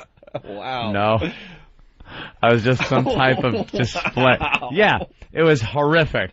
Probably only second that was to like- my white shorts line of 1999. You even remember the year. You got to stay away from white jokes. Hey, good idea. Just anything that has to Black do with jokes is all you're going to hear from me. There you go. You redeemed yourself. Yes, Jimmy, you were reading the paper. Oh, no, I just said that's why I didn't hear the line, so I was just reading about Oh, okay, yeah. I just didn't hear the line. I was like, I wasn't even trying It was to... an obscure Your mic reference. is low today, It's Jim. wrapped up in a pun. Yeah. No, well, the Missouri boys, we think that is just downright creepy. The guy kidnaps one kid for how many years? 4 years. 4 years, and he was allowed to go to friends' houses, play outside, go on camping On the trips. computer? He was allowed on the computer. Yeah, how about And his parents, his parents never gave up hope of finding this kid. Yeah. And then the creep kidnaps a new one, and then the case was broken wide open. Yeah, he needed something a Why, little 'cause younger. the second kid was like, hey, why don't we just leave? It's getting a little older. Well, you know what? Maybe he was starting to give him shit. No, it's like getting a new pair of sneakers. You love the old sneakers, but they're getting old. Now look at the picture of They the smell. You got to get a new pair. Look at the picture of the old kid. See, he's growing little sideburns in like that. Yeah, You don't want that. He's got a hit song out right now. You need hairless. Well, yeah, he's getting to that age where you can almost be able to beat up your dad. So Yeah, and if he had a problem, he'd kick the crap out of him. So I was going with a John Mayer joke, but he didn't allow me to finish. I said a hit song out because and then I was going to bring it on home and say the guy looks like a very young John Mayer. He really does. I was thinking, give him the little round glasses and a magic wand, and he would look exactly like little Harry Potter. Dude, look at it. On occasions when he was out with his best friend, Tony, cops picked them up, but they either dropped the pair off or let them go. Yeah, he's in the custody of the police at some point, and they return. Yeah, they're out a little too late at night. The cops see that. They pick him up and go, what the hell are you boys doing? Making sure everything's cool. And Could you take the me kid back is actually to the going, kidnapper, please? Yeah, the kid is actually saying, I live over here. And then the cops dropped him home again. Apparently. that's where they always start bringing up, like, being brainwashed and stuff. But I don't know. You're a bit of a moron. It can happen. Colleen Stan was brainwashed. She was kidnapped by adults. They kept her for 7 years. And they actually kept her in a coffin under the bed. It was the worst story you've ever read. And they convinced her that they were slave traders and that if she came forward, the police were involved. And they brainwashed her for so long. Eventually, they started letting. She actually went back to visit her family and then came back to the kidnappers. To the coffin. Yeah, they convinced her that they were slave traders and her family would be killed, and she bought it. It was like an ordeal. Did they use her for sex? Oh, did they? Oh, yeah. Boy, did they. Really That's dirty. always good. Let's say hi to Bruce in Massachusetts. Bruce, what's up? Hey, did you guys hear that the one that was kidnapped for 4 years, he actually got to use the internet and would post messages to his family's website that they created so that he could, they created to look for him. So he actually posted messages underneath his real first name, and the guy who kidnapped him, Delvin or something like that, as his last name, and said, like, how long are you going to look for your boy and all this other stuff. It's pretty freaky. See, there's something going on where I think there was some problems with this kid and his family before he got kidnapped or ran off or whatever the hell they're going to call this. He probably knew the old guy. He probably knew him. There's something else going on here. And kind of just, didn't want to deal with the family anymore. But what was he, 11? Yeah. Yeah, it's kind of a weird age, You think your parents are assholes and you leave and all of a sudden you got this guy who's, hooks you up, who gets you a bike, sucks your dick, whatever the fuck, you want. And maybe the guy was kind of fascinated with him. And let you smoke a little pot. He probably knew the old guy, the old creepy dude from the neighborhood or whatever, and then he just lived with him. He didn't kidnap him. You don't think he kidnapped him? No. There's going to be more that comes out with this story. No, because the kid had too much freedom too soon. You don't give a young kid that internet freedom at that age. He's post him. It just doesn't happen. Who knows? Mr. Devlin may have given quite a blowjob. Hey. How do you pass that up? Never know. Here for sex. Sorry, I was distracted because I couldn't hang up the phone. Jeff in Wyoming. Jeff? Yeah, I listen mostly through Audible.com, and I was listening to a show from about a year ago last night, and you guys started to play your first show together, and you never got around to that again. Good for you. Fucking wow. Nice call. Oof. Anthony took my only copy. You'll never hear it. Why? It was good, the part we heard. Did you really take it? Because I can't find it anymore. It was Did you come so in here completely bad that I took it, I scored the disc, and snapped it into 8 pizza slice-like pieces. Drop them all off in different trash bins. Yeah, I did that so it could not be recovered. You don't think E-Rock has another copy ready to go? I know he does. I thought if I said pizza, it would kind of distract him. Mayonnaise. Hey, could we hear like a couple of minutes of that? No. That was. I like the fact that you sound so young and Anthony sounds so happy. We got to play one day. Shut up. Exactly. We got to play one day. And we got to do it right. We got to invite the guys in, and we just got to sit back and just take it. I don't want to. We have to sit back and take it, even if we have to look out the window and not look these guys in the eye. You get embarrassed when you hear that? Yeah, it's embarrassing. it's the first show we ever did, and it's Dude, that show got us a job. I was well, maybe the subsequent shows got us a job. No, that show got me in the door to do more shows with you. What you don't understand is when we realized that we weren't staying at BAB and we were moving on together, I got most of the bits for the demo that I sent out from that first show. I was hammered. And the radio community was just blown away. He used to do 7 to midnight, and I was in a band. So, like, I would come in at 7 o'clock at night. I'd already, like, worked, gone to the ex-wife's bar, where she was tending bar, drank, used to drink when I drove everywhere. I never drove anywhere without a bottle of beer right between my legs, driving, just drinking the whole time. And then at the studio, more drinking, and just hammered. And I could hear it in myself. Like, I hear, I'm just hammered. I'm all happy to be there. I'm laughing at everything a little too much, you know? It's like, yeah. Yeah, I was people. That's weird how some I'm people... catching some slack. It was 12 years ago. Some people are able to look at stuff that they did in the beginning and laugh at it. Like, I have tapes of me when I first started out doing stand-up. I will not look at it. Never, right? I was dating this girl one time. She goes, I want to see it. She kept bugging me. I go, fine, you want to see it? Here it is. And I left. I went Everyone else wants to see or hear it. I went to the store. I went to the store. Or maybe I went to the other room. I can't remember. Remember the second. First of all, she saw me going on with my big, like, red afro, and she just immediately put her hands up to her mouth. Oh my God! Like a horror movie. I think my first joke is a pun. I can't remember. It's 5. Did you bring it in? Of the words. Never. Yes, I brought mine in from 93, 3 years in the business. We got to explain, yes. When we were at NEW, we used to do this bit. I think Jimmy started where you bring in, and this is where we're leading to our first show, but we had all these guys bring in their early material, and it was brutal. The best one ever was Voss. Voss's was great. The stuff is so, like, dated also that... Like that stupid George Burns thing. It was like George Burns' 100th birthday was coming up or something. So he was in the news a lot. And then it was a song that was being played on the radio ad nauseum. Like every 2 seconds, Get the Funk Out was being played. So I did George Burns singing Get the Funk Out. How great is that? We gotta replay that. It's horrible. Like, now I hear it and just can't. I want to bite the microphone and anything around me, my own spit. I want to punch myself. But that's why we got to set a day aside, and we have to just do it and let these guys go. Okay, how about... No, no Friday. Joke. Or this Friday? Or Sunday. No, 2028.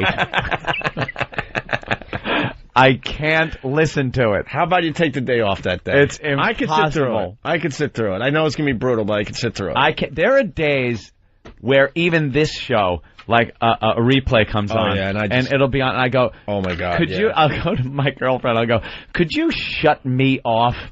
I cannot listen to another word out of my mouth. I've done that. Sick of me. That happened to me this weekend. I was actually walking to my hotel room, and it was the weirdest thing. I dropped off my bags, and I was going back out to meet these people at this bar, and I'm hearing my voice as I'm like having the door open. And I thought maybe sometimes I accidentally hit the recorder for my set, and that was on, and I'm thinking it's not on. And it was somebody literally watching Comedy Central in the next hotel room, and I'm hearing my stupid voice, and I'm going, in the next room, and I'm literally going you should have knocked on the door and said, could you turn that shit down? I was thinking in my head, stop yelling. Be funny. Do you have to yell every joke? You're awful. That's all I was thinking. I started humming like an idiot. Like trying to drown it out as I went down to get to the elevator. You should have knocked on that door and freaked them out, man. That would have been great. Just knock on their door. Oh, that would have been funny. And Can you freaked shut them out. that shit They would off, tell that please? story Yeah. for the rest of their lives. Oh, yeah. We were watching, and then You the should have guy... knocked on the door and go, "Can you turn down your fucking TV?" and see if he even figures it out. Then you realize it's the wrong room and you get your fucking throat cut. watching porno. I also wanted to leave before I heard somebody moaning like, "This guy sucks." Oh, yeah, see? That's another thing. All he's doing is yelling. I can't, I'm like that. I can't listen to it subjectively. I can't just, I hear every little inflection, every line, every little pause, everything I hear. You also do. Why? You gotta do this.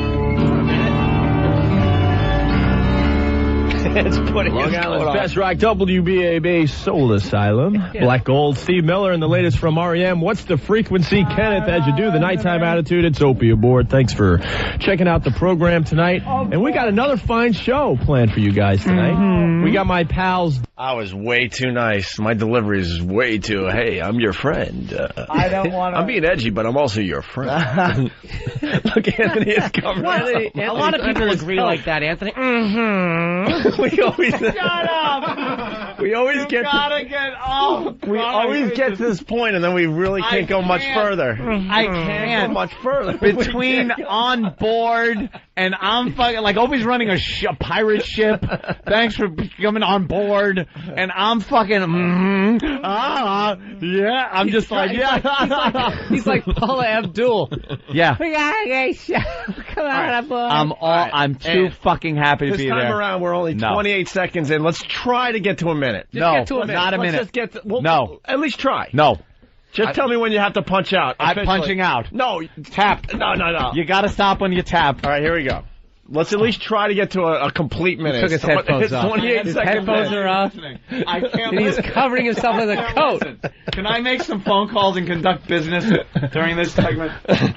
Joe and Anthony from Rotgut live in the studio. Hey, how you doing, man? Good, man. Just in case people don't know who you are yet. Yeah, well, that They are all the famous authors of Gun Electric Shock OJ, which you're going to do live on the show tonight. That's right. And you're going to do other ditties. Yeah, other wacky, kooky stuff, Opie. You know?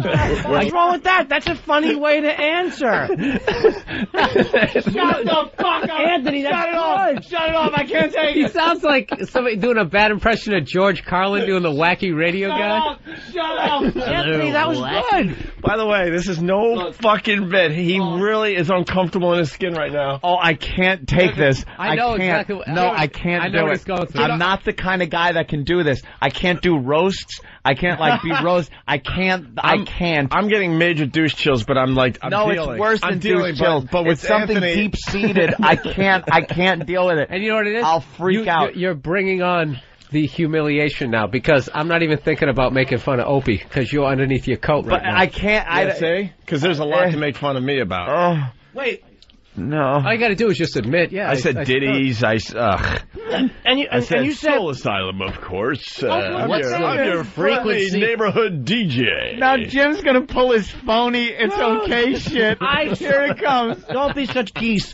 Opie made a good point. He goes, "We got a Rotgut here tonight." And Anthony went, "That's right, Opie. I think it's important to agree." Listen, let's try. You know what? You're right. You start to hear the chemistry between the two of them. He was agreeing. That's where the chemistry began. Right there. Right there. Could you play that again? Because I don't think I heard that. I don't think I heard. I can't go backwards. I usually go backwards with these things. I can't. Look, he's covering himself. But that's where the chemistry began. This is the first time we're on mic together, live in his studio. Let's try, Anthony. Oh, if there are aliens, please beam me up to a ship.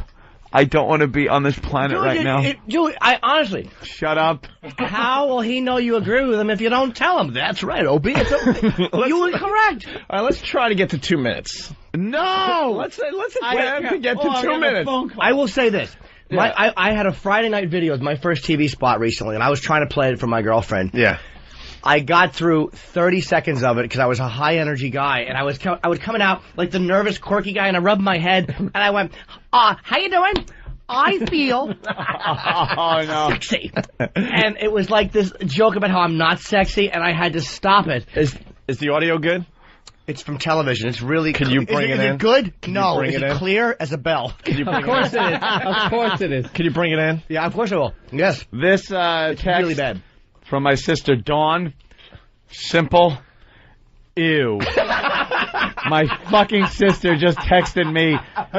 EWWW. All right, let's try to get to 2 minutes today. The last time we did this, I think we got about a minute in. That was a misspell. She was trying to write aw, A with a bunch of W's. No. We're at 50 She seconds in. smells this stink. We're at 50 seconds in. Look, and look. this first bit is 16 minutes. Can by the I? way. Can I? 16 minutes. Can't the defense have a few words? I hadn't done radio. I was in a band. You could never tell, though. You were This, so natural. shut up. This is me after a few beers. All right. Is that trying to make some type of impression on the great Opie? Oh, Jesus. Who at that point was a radio. You know, you had a radio career going for yourself, and I would have loved to have gotten into radio. I hate to say this, but at this point, counting college radio, I've been doing it a decade, so I have no excuses. Yeah, I wanted to do radio. I was so nervous and so like wanting to have Opie go, oh my God, this is great, because I knew this was my only foot in the fucking door. I got lightning in a bottle. So I was Hey, how are you? I was so overdoing things. Look, you know what though? That's exactly what happened that day. I thought it was great, and you know, it's Yeah, but you know what? it's dated now, of course. But as far as like two guys doing a show, there was like major potential there, and we've been writing it ever since. I'm not going to be able to make it past George Burns. All right, let's get it to 2 Doing minutes Get the here. Funk Out. We're 49 seconds in.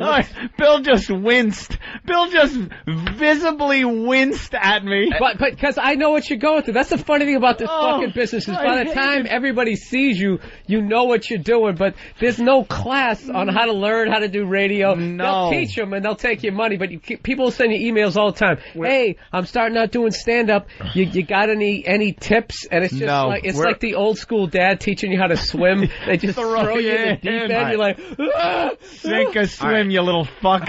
This is what I say. You're suffering, Anthony, but I think we're going to do this until you definitely can't take any more. I know this. I'm there, man. You're almost there. This is so All right, back to hard. the tape. 49 seconds in. Don't look at me, just Billy. rip the Band-Aid off. Just rip it off, man. Here Just we sit go. here. I'm trying. Here we Deal go. with it today. Let's try again. I'm trying to man up Let's over move here. a little further in. We're a little bitter. We gave Eddie Vedder the idea to do that. Yeah, there you go. That's what someone just said. You know, they heard Pearl Jam's version of Sitting on the Dock of the Bay, and they were expecting to hear the OJ version. He sounded like it was heavily sedated. Right. Yeah. All right, I need a ruling. I started a new bit yesterday. Oh, God, no. All right, I'm out. No, come on. No, I'm out. We'll give you a ruling. Isn't this fucking hard? I'll be honest now. Come on, Opie. Opie, I want to hear some of your old stuff. I want to hear some of your old stuff. Jim, Wait a minute. I'm with Anthony Time now, out, man. time out, It was time out. fun, but it's not fun. Time out. There's 5 people in here. Oh, wow, Bill. I wonder what they're going to vote. We're going to take a vote. Come on, it's America. Stan, sit your... Oh, please. You know how she's going to vote. Oh, boy. I'm so out. Come on. Come on. Anthony took a couple. Opie, just take one. This is so horrible. Really what is that, E-Rock? Well, you guys do an Electric Shock OJ live. Oh, Jesus. What was the bit? Because I would be willing to give a ruling. I mean, I think it's fair. This is radio history. You can't deny. And it should listeners. remain like fucking Pompeii, buried in volcanic ash. Come on. It's horrible. Opie, come on. It's too dated. Oh my God. I'm too happy to be there. Opie's doing his radio show like. Look, I never denied that I did some hacky stuff. It's Opie's not even looking at anybody. Look at him. He's staring at his fucking cereal like the Rain Man. I had to listen to a boss back in the day because I had no choice. This is so difficult. Blaming the audience. Let it be known we haven't listened to a boss in over 10 years. This is I can't deal. Holy shit. I started a new bit yesterday. Celebrity Death Watch. Right, yep. All right, you might have heard this last night. Monday, Jessica Tandy, the old broad from Driving Miss Daisy, died. Stop smiling, I'll take that Dan. contract. How old is she? It's 85. Oh, please. Anyways, I don't know about you, but I've always been under the... not that bad, celebrities die in threes, basically. Always, right? So it's the Celebrity Death Watch. I guarantee 2 more prominent celebrities will die before October 1st. So... I can't. Dude, maybe it's a hacky bad. That's not awful, though. It's like you were just a local guy. That honestly not that bad. A celebrity death watch. I know. I was Yeah, actually right, enjoying it. I'm wondering who the celebrities Shut up, you who the lying celebrities cunt. were. No. You're not. Dude, honestly, I'm telling you honestly, like, the part that I think is really, like, the type that I would feel like a dick about is when you went, okay, open, like that, alright, yeah. But a celebrity death watch... Stop it! Yeah. Don't rub it in! Not that bad. It's extremely painful to Some of it listen will to. be, but that... Will be. I honestly didn't think that part was that bad. I'm not even being a dick. No, I'm telling you. You know me well enough to know me sarcastic. I'm really not. Believe me, I'm sure plenty of this is horrid. I still have a little... I can't listen I to still, one thing I say. I'm barely hanging in there, I'll be honest. I'm on the ledge. I got my fingernails. I can hear just a little more. So. I fell already. A little bit. I can't listen to one word out of my fucking mouth. Not one word. You're that chick at Cliffhanger at the beginning. Oh. You just let go. Yeah, I just let go. I can't listen to one word without cringing. I'm too before happy to be October there. 1st, so we're just waiting and watching. George Burns in the hospital the other day. It was a close call, very close call. But he got out of it. Yeah. 98 years old. He has, like, his brain is swelling. He pulled out. And he pulled out of it. I was like, darn. I always wanted to see... I'm out. Well, no, why? That dude. No, he was. You're lucky he didn't get thrown. Thank God the FCC wasn't listening. Oh, no. Such a harsh reaction. Oh, no. This is... I was like... Darn. No, Jimmy, I'm just saying that Jimmy is picking up on all this. Fucker. Dude, I'm just saying fine. Jimmy's picking up on this. Fine. And he's being the fuck about it. Fine, I'll... We gotta play this on the other side. No, Darn. Fine. this is horrible. Darn should be a sound. Fine, I'll rewind, darn, but now I continue the tape. Because I was going to stop right there. I'm with you. You weren't with me. You jumped I'm on. with you. There, Opie, live long and prosper. He wasn't with you. He wasn't with you, Opie. Shut up. Totally wasn't. What a dick. I'd play the whole tape. This 8 years old, he has, like, his brain is swelling. He pulled out. And he pulled out of it. I was like, darn. I always wanted to see George Burns. How'd you guys land a job like that? Weren't they afraid you'd get thrown off the air for language? Hey, did you throw your fist to the side? Like, darn. Gee willikers. Boy. You really were, Opie. Came a long way from, yeah, I said fuck on the air, and I'll say it again. Yeah, there you go. That's when I was tough. Oh. Dude, from darn. That's a great to clip, us. by the way. Speaking of faggots, we have calling in today. Well, yeah. Jesus, quite a progression. Exactly. Oh my God, I'm sweating. Wow, this just is beyond. I know. I'm all fucking sweaty hot now. Listen to this. It's not even that bad, guys. Shut up. Shut up. I'm telling you, it's not. Horrid. It's just because you're Every word. on the tape, you feel it. Yeah, yes, but it's not. Exactly is what I'm trying to say. That's exactly what I'm saying. It's not that bad. Oh, I wanna reach back in time. Of all the things I could do with a time machine, kill Hitler. You know what I'm saying? No, I would go back to this ass on the radio and slap him silly and say, "Knock it off. Stop being so happy to fucking be here." Here's the deal. We've attempted this bit, I don't know, 4 or 5 times. We've never gotten past George Burns singing "Get the Funk Out." I can't. Let's try to at least get past that part of the it's tape. so bad.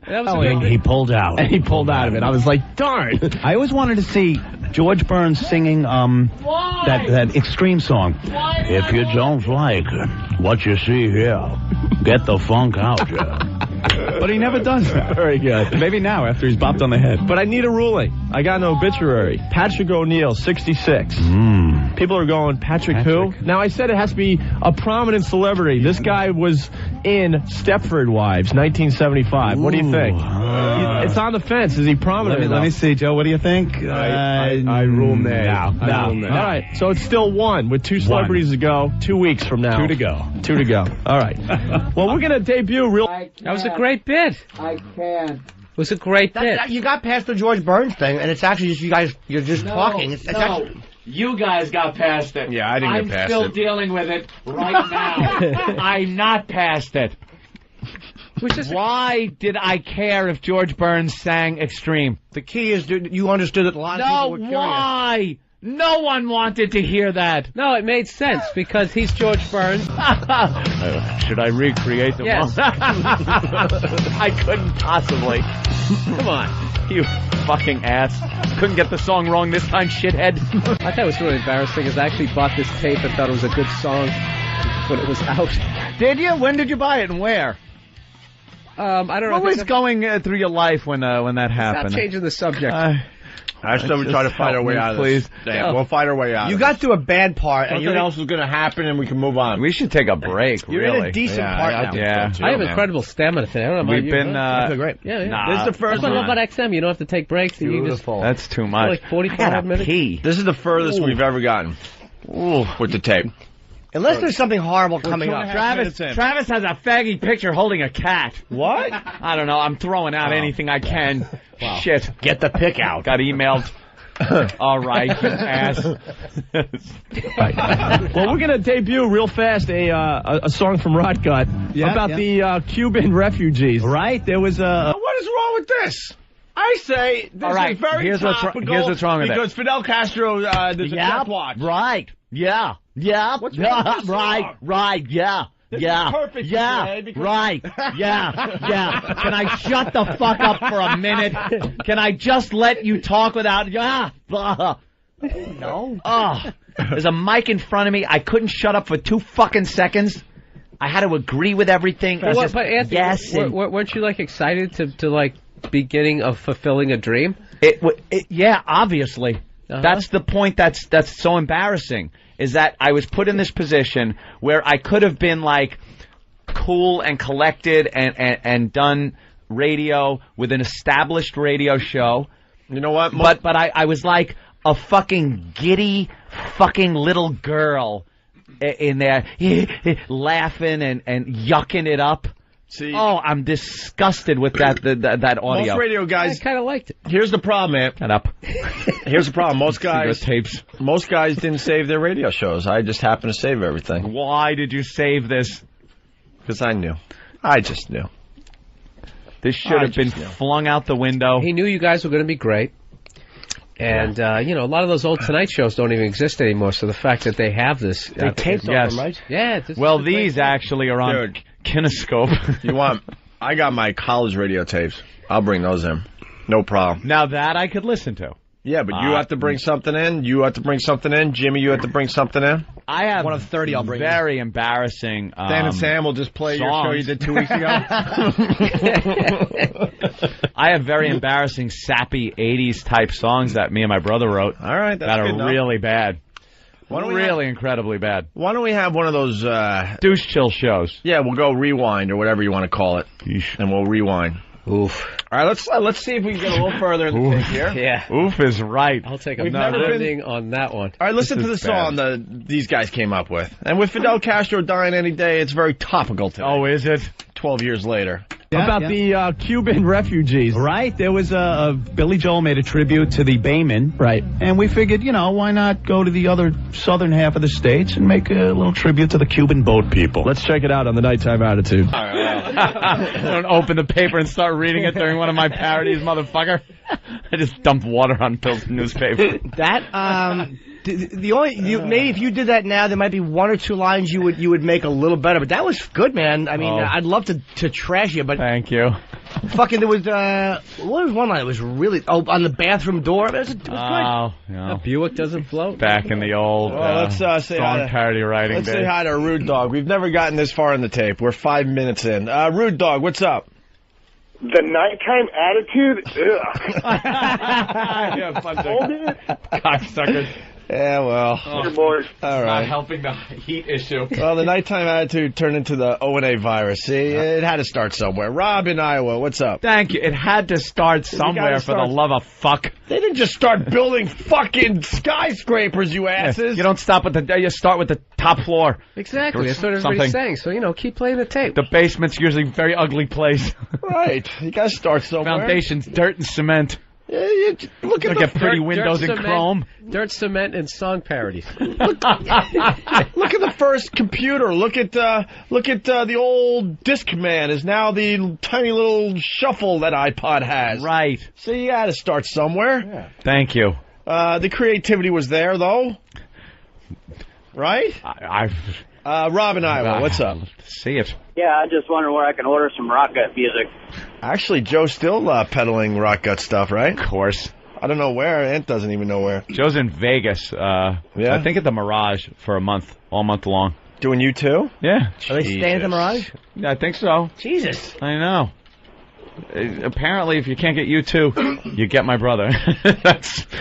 Can we book U2? No, they're busy. Get me, Joe. And the amazing thing is he has a new Bono every week. And he still pulls it off somehow. That's it. All right. So far, not bad. So why don't we continue? There's one thing, I will be completely honest.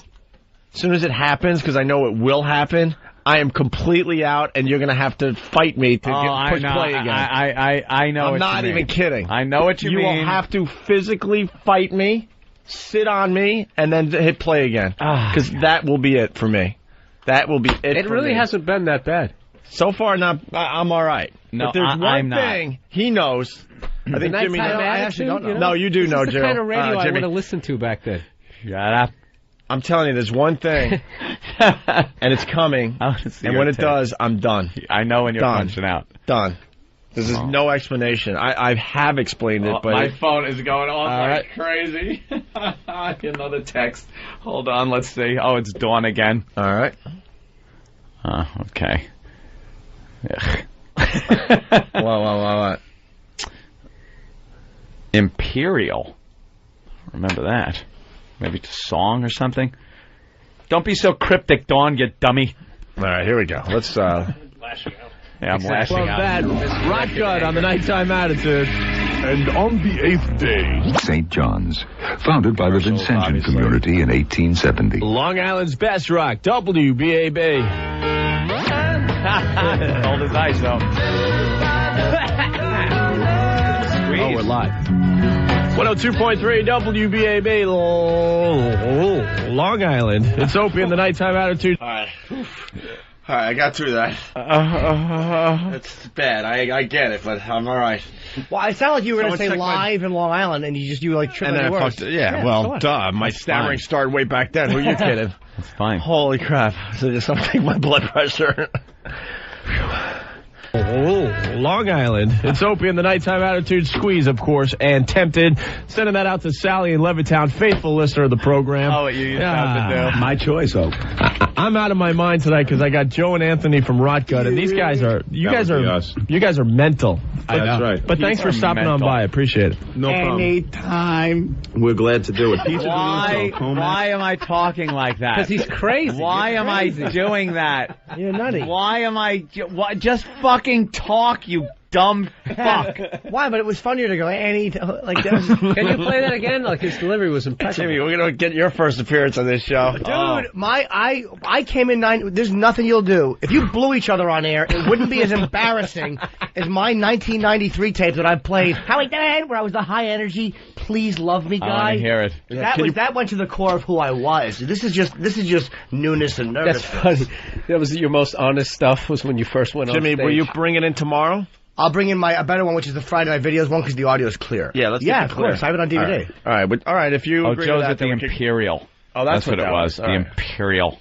No problem. Anytime. We're glad to do it. Pizza DeLusso, Comac. Oh, gee, no. That would be Cliff. Yeah, no, that would be Cliff, Joe, and Greg. All we have to do is say it 10 times and we get it. Joe is the king of the plug from day one. Day one, Joe would just plug everything. So apparently, if you said Pizza DeLusso 10 times, they were gonna bring a pizza. Bye. So yeah, and I was always kind of a little embarrassed by that whole aspect. I thought perhaps, as I'm trying to latch on to a radio career here, doing my great material. That maybe just plugging to get a free pizza, that wasn't the time nor place. Let's say hi to Madonna Mike. Mike, what's up? Hey, who's playing at Sundance this weekend, boys? I don't know what happened to the phone there. I got something. Mars, the phones, they exploded. I really don't know. I gotta say though, I mean, 10 plugs for a free pie. I mean, that Joe, what a negotiator. Yeah, really. Christ. Really? What's 8 minutes of airtime? How much was a pie in '94? Jesus. $6.95. Right. He plugged for a $7 food item. 60 Movie was $4. Jesus. 60 cents off the bill for each plug. Say it 10 times and we get a free pizza. Are you serious? They deliver it. They're going to deliver it right here. All right, do it real fast. Right, guys. That would be Pizza Deluso, Pizza Deluso, Pizza Deluso, Pizza Deluso, Pizza Deluso. That's 5, 6. Pizza Deluso, 7. I said it too. Pizza Deluso. Oh, so that's 10. We're up to 12. That's a pie and a half. So all right. Cliff, get in your van and start down here. I want one with everything on it. That's great. My boss is going to love that one. That was about $1,000 worth of advertising. Yeah. Thanks, guys. I appreciate it. All right. Hey, we have Sam Kinison in the studio tonight, too. Oh, no. Dude, I'm a Kinison fan. You didn't tell me he showed up. All right. Yeah, you guys were getting All that big right. a guest back then? All right. Hold on.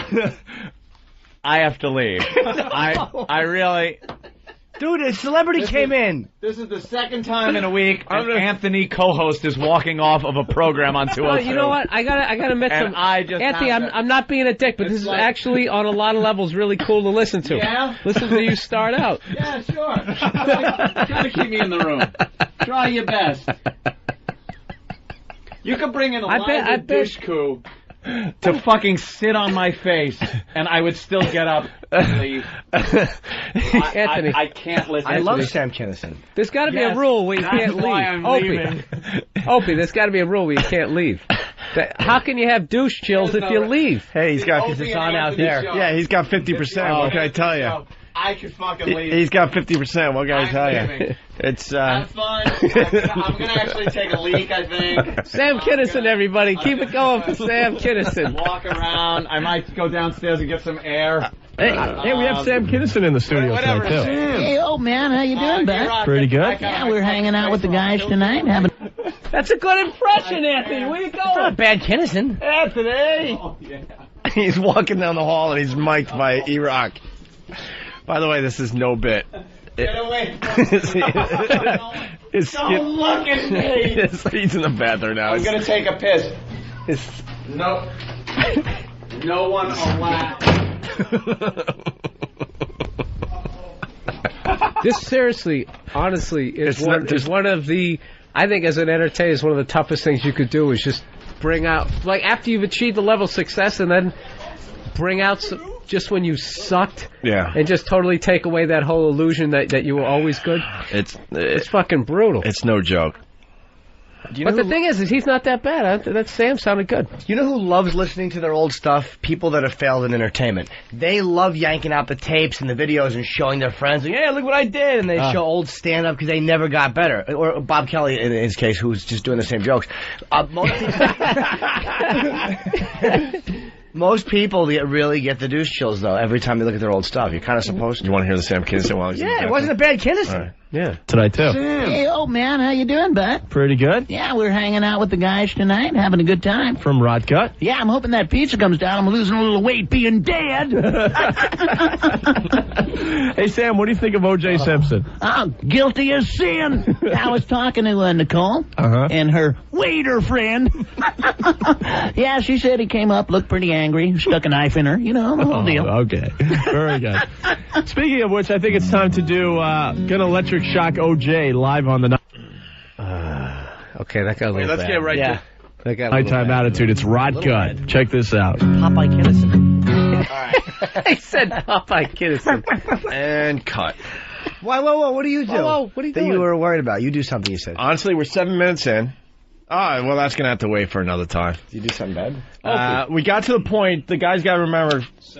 We got 7 minutes in, finally. Right after Kinison. And right after Kinison, they're about to play Good Electric Shock O.J. live, which is not bad whatsoever. That was the song that brought Anthony to my attention. I started playing the song, then this is their first visit. What was on it the about show. his first time in there, seriously, that made you think? His voices and just how quick he was. It was amazing how quick he was. You know, when you're a radio guy, you're always hoping to find someone you can bounce off of, and whatever we were talking about, he had something to say about it. Well, I right didn't know about his thing back then, so he was still in the band with Joe? Yeah, and he was a tin knocker and all that, yeah. So did Joe know that he actually wanted to get into radio? Joe was the one that kind of pushed it. Joe was the one that would show up at the back door at BAB banging on the door. I'm like, oh, it's this Joe guy again. Joe was plugging the band. Just constantly. pushing hard, and like, you might want to play this on the show. And unlike the Godsmack, debauchery, I actually listened to the stuff and went, holy shit, is this stuff good? They were great at song What happened? parodies. Godsmack gave you a tape way back in the day and you didn't I listen? threw it in a river. Threw it out the window into. Sully was a friend of our show. He would come on a lot. Oops. And he was doing some kind of drum, what is it called? Solo? No, like what's the word? Like circle? Snare drum, bass drum, seminar, hi-hat. Like a seminar, like a clinic, a drum clinic, and we broadcasted live because there was a big client up there at one of the music stores. Yes, we did. Yeah. And then trying to be like the old Anthony. And then yeah, he's like, hey, this is my new project, and he gave us a disc. He gave everybody in Boston a disc. Disc, yeah. And at that point, we were At that point, we were dick. We listened to so many band tapes. It's like no one is going to give us anything that's worth listening to at this point. So my friend was in the car with me. I said, dude, roll down the window, and I actually threw it into I think it's called the Connecticut River officially that goes through Boston, and threw it. And then that same tape was given to another jock at AAF, and he basically broke the band. And every article that was written about Godsmack for the first 3 years, they mentioned this guy. They mentioned this guy as the guy that broke the band.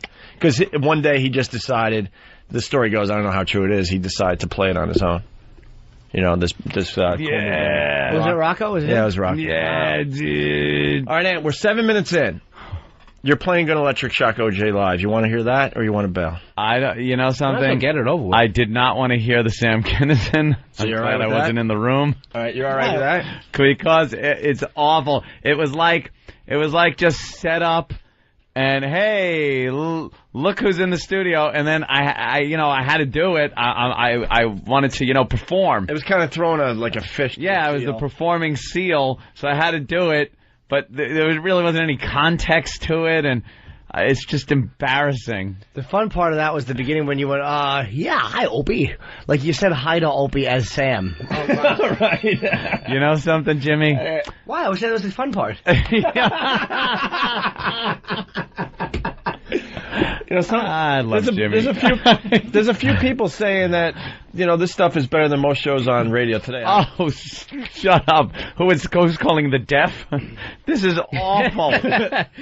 Fucking awful. I'm a fucking idiot. I think oh darn is a funny clip to have in the box. All right. I do. You should hit that sometime. It's actually a silly one to have. It's silly. It's nothing is worse than shut up as a 1 second sound Yeah, clip. but we don't really have that. See, it's the authentic tape. Yeah, if you actually had that moment of embarrassment. Yeah. All right, why don't we... you want to hear Gun Electric Shock OJ live? This is the song that... This was live, huh? This is live, and this is the reason we do a show to this day. Oh, we got to hear this. This was back when... this is the song we talk about in articles from time to time. OJ, of course, we know what OJ did, and before his trial, though, everybody knew he was guilty and assumed that he'd be put to death penalty, and that's what the song was kind of about. And, in hindsight, this song really... And you've taken a beating. I've been relatively unscathed here, except for a darn and the nighttime attitude and a couple dumb things. But I do have a motive here. I'm trying to get to the point that will completely make me leave, and that douche. Well, that'll probably come with end of a phone call or something. And I think we're heading toward a phone call, so I'm not really sure. Toward disaster. So here's Rockout doing Gun Electric Shock OJ live back in '94. Do that whistle better than Eddie Vedder. Bravo. Good improv. That was not written by a professional. That was a comic. slower version of the song, by the way. Now you slowed it down slightly. Well, it really wasn't that bad, Ant. The shocking sound back in 1994, it was topical. It was very topical. I really want to get to a phone call. It's not bad, dude. I mean, it's like. The guitar work is actually really impressive, and it's not Joe can play anything. He's great. Joe's an amazing guitarist. Anything. He's amazing. I will start banning critics on Pal Talk. Here, first of all, just as like a warning, I'm just firing a random shot. Boom, you bounce. Look at that. Just somebody out of nowhere. So I wield my iron fist. What kind of critics? What are they criticizing? It was written by written by a guy who was not a professional comic. It was you were a guy who just fucking who had a knocking 10, and you wrote. Thanks for your sympathy. But that's true though. Like I was doing comedy for I was on television when I did what I did. You were just a guy with his brother who fucking wound up blowing up into a radio star. I was on television. I was in comedy. He's helping me. But it's the truth. Believe me, there's nothing I want more than to trash you. But it's not accurate. I want to. All right, let's see if we can move on here. I want to get that bad. out of this. We're almost there. No. It's not that bad, Anthony. Keep playing it. No. Hey, Joe, I think you did whistle better than that. We're hanging out with Rot Gut on the Nighttime Attitude. They got a song about the guy that crashed into the White House. Oh, that kook. That we're going to debut in a few that you're going to love. And if you got something to add to the program tonight, give us a call. 955-WBA-BAY. Touch is gonna make it. 102% Long Island. We're WBAB Babylon. That's more than 100%. That's a lot of Long Island, folks. Well, it's a small 2%. No one talks about it. This is a small little town in the middle of Long Island that doesn't get any attention. What's even better is the awful music you're coming out of into that crap. This is unbearable, dude. Look how red you are. You're totally red. I'm fucking sweating. I am sweating. I can't sit through this. 102%. 102%, yeah. Look how red you are. And it was a home of rock and roll. I worked for 3 homes of rock and roll over the years. Nighttime Attitude. I worked for, I think I worked for 2 stations named after animals, and 1 station that really rocks. 955-WBA-BAY. Touch is gonna make it. Horrible song. 102% Long Island. We're WBAB Babylon, WHFM Southampton. Thanking everyone in Hauppauge for showing the world they love rock and roll. Yo, BAB. Hey, kiddo, how you doing? Mickey J. I gotta tell you about this. Well, oh, by the way, bit over in 30 seconds. I know. I'm kind of thinking back now and going, uh-oh. Fucking T. Uh-oh. Bit over in 30 seconds. But this is so bad. Mickey, I can't. Mickey, because you're going to forget about Mickey J by the end of this phone call, unfortunately. But Mickey J was a raging alcoholic from Montauk that unfortunately died. He drank too much and ended up going for a swim, and they never found his body. But he used to call my show all the time, and he was called the mayor of Montauk, I believe. He was one of those guys everybody knew. Everyone knew him. He was drunk. And he would always come up with some hilarious, just dumb thing. Yeah, he had like his own weird take on the news. Unfortunately, not going to remember that in a few seconds here, but... No. Hey, kiddo, how you doing? Mickey J. Yeah, what's happening? The mayor of Montauk. How are you, bro? What do you think about the OJ now, man? The DNA came in and said his blood is true. His blood is true? Yeah, it's his blood. What do you mean his blood is true? Well, they said with the DNA, right? They said it's his blood that was on the path of his house there.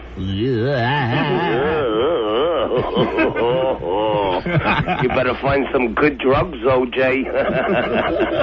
Don't fool yourself, boys, going up your poop tube. Wait, what was that line again?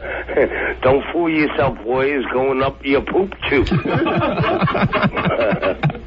Hey, tell Rocco, send me a piece of pizza when he comes out this weekend. Who's Rocco? Your buddy's there, right? They ordered a pizza. It's Rocco's. Well, that would be Rot Gut, but close enough, bro. You want to sing a song tonight, buddy? Well, how about a little Zeppelin? Rotko wants to play while you sing. Okay, go, man, go. All right, which one do you want to sing? Good Times, Bad Times? Yeah, there you go. All right, whenever you're ready, bro. Okay, go, man, go.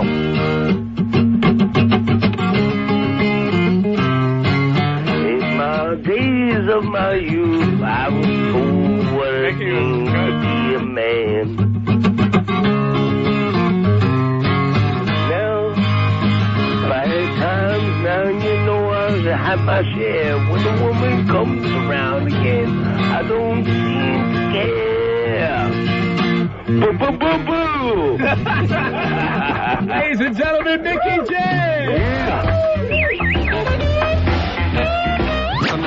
All right, good. Done. What happened? What? I'm safe.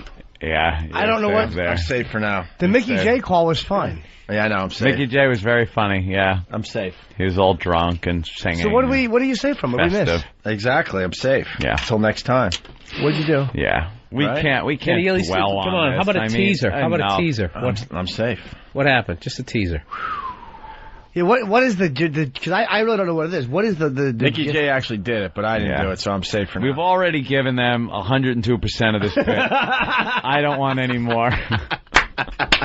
Enough. All right. Wow. Secure this, Stan, for next time. Secure it. Yeah, I don't mind. Put it in the fucking garbage. I don't mind for now. Hide that. Make sure Aunt doesn't see where you put that. Okay. No, I'm safe for now. We'll just keep it like that.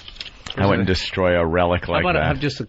I've been doing this a long time. This is called the ultimate tease. Now people are gonna be like, "Oh, safe from They what?" heard a little more. They heard a little They got more. to hear a little more. There's actually another.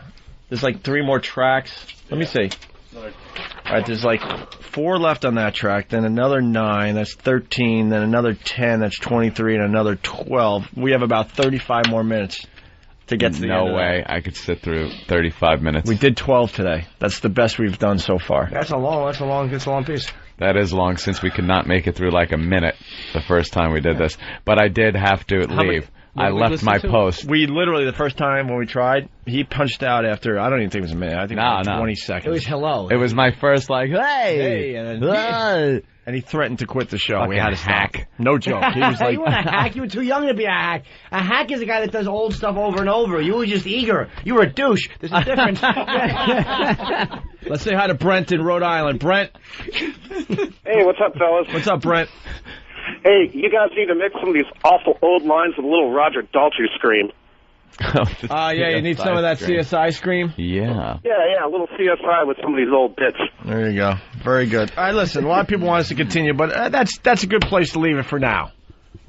For now. Yeah. See, we gave him more than we've Honestly, ever given before. If the thing I'm talking about was right around the corner, I really don't know. I would have no problem throwing myself under the bus, but for now, we'll just keep it there. We gave you enough. If you don't like what you see here, get the funk out. Why? You know what's funny? I gotta watch that show now. I don't get it. I guess in the beginning. Yeah. Yeah, just the beginning. We got Tippy Tom from Pal Talk. Yes, Tippy Tom. Yes, can I speak to 102% Sam Kinison, please? Fuck off. I don't know if that was 102%, Sam. That was more like 12%. Yeah, 12% Sam. 12% Sam. I've never hung up on people faster in my life, by the way. 88% excited douche. Excited drunk douche. That spiraled out of Sam voice quickly. Yeah. It was kind of I Miss Popeye Sam. You know, Jimmy, thanks. But it was, you were young. You do brilliant impressions. I can't hang up on these people fast enough. Jeremy in can't. Cleveland, what's up? Hey, guys, 102% Homo Rocky Roll. Is that the rate of your fucking T-cells trapping, faggots? All right. The rate of T-cells dropping at 102%. It's a little harsh, sir. Yeah, Really? Hope was excited. Aunt was excited. Don't even call them homosexuals. Let's go to John in Jersey. Early John. radio and comparing it to the AIDS virus is a bit much. Yeah, Yes, absolutely. John. Hey, what's up, guys? I've never seen the phones ring quicker in my life, by the way. You haven't given 102%. You got to keep going. Francas. All right, listen. Let's take a break. I got a tinkle. That's a good idea. I always like save hearing this. from the I gotta callers, just lay back and breathe. Opie, I think a big part of the show is interaction. I would love to hear All from right, a let's couple say. more, All right, you want callers. interaction? Here you go. Josh in Tennessee. Josh. Hey, guys. Hey. I just want to remind y'all, this is why y'all are millionaires. Why are y'all complaining? Oh yeah. No, it isn't. All right. I mean, I would do anything in the world to be where you guys are today. Is this Dr. Phil's first tape? I know, right? Wow, this Sounds guy like really sounds like Dr. Phil. Everyone's saying that would be the Charles River, Opie, you fuck. Jeez, why are they so angry because you made a river There's mistake? more than one river in the Massachusetts area. Isn't there a Connecticut River that goes through a lot No, of the there state? isn't yet, cunt. There's only one of them.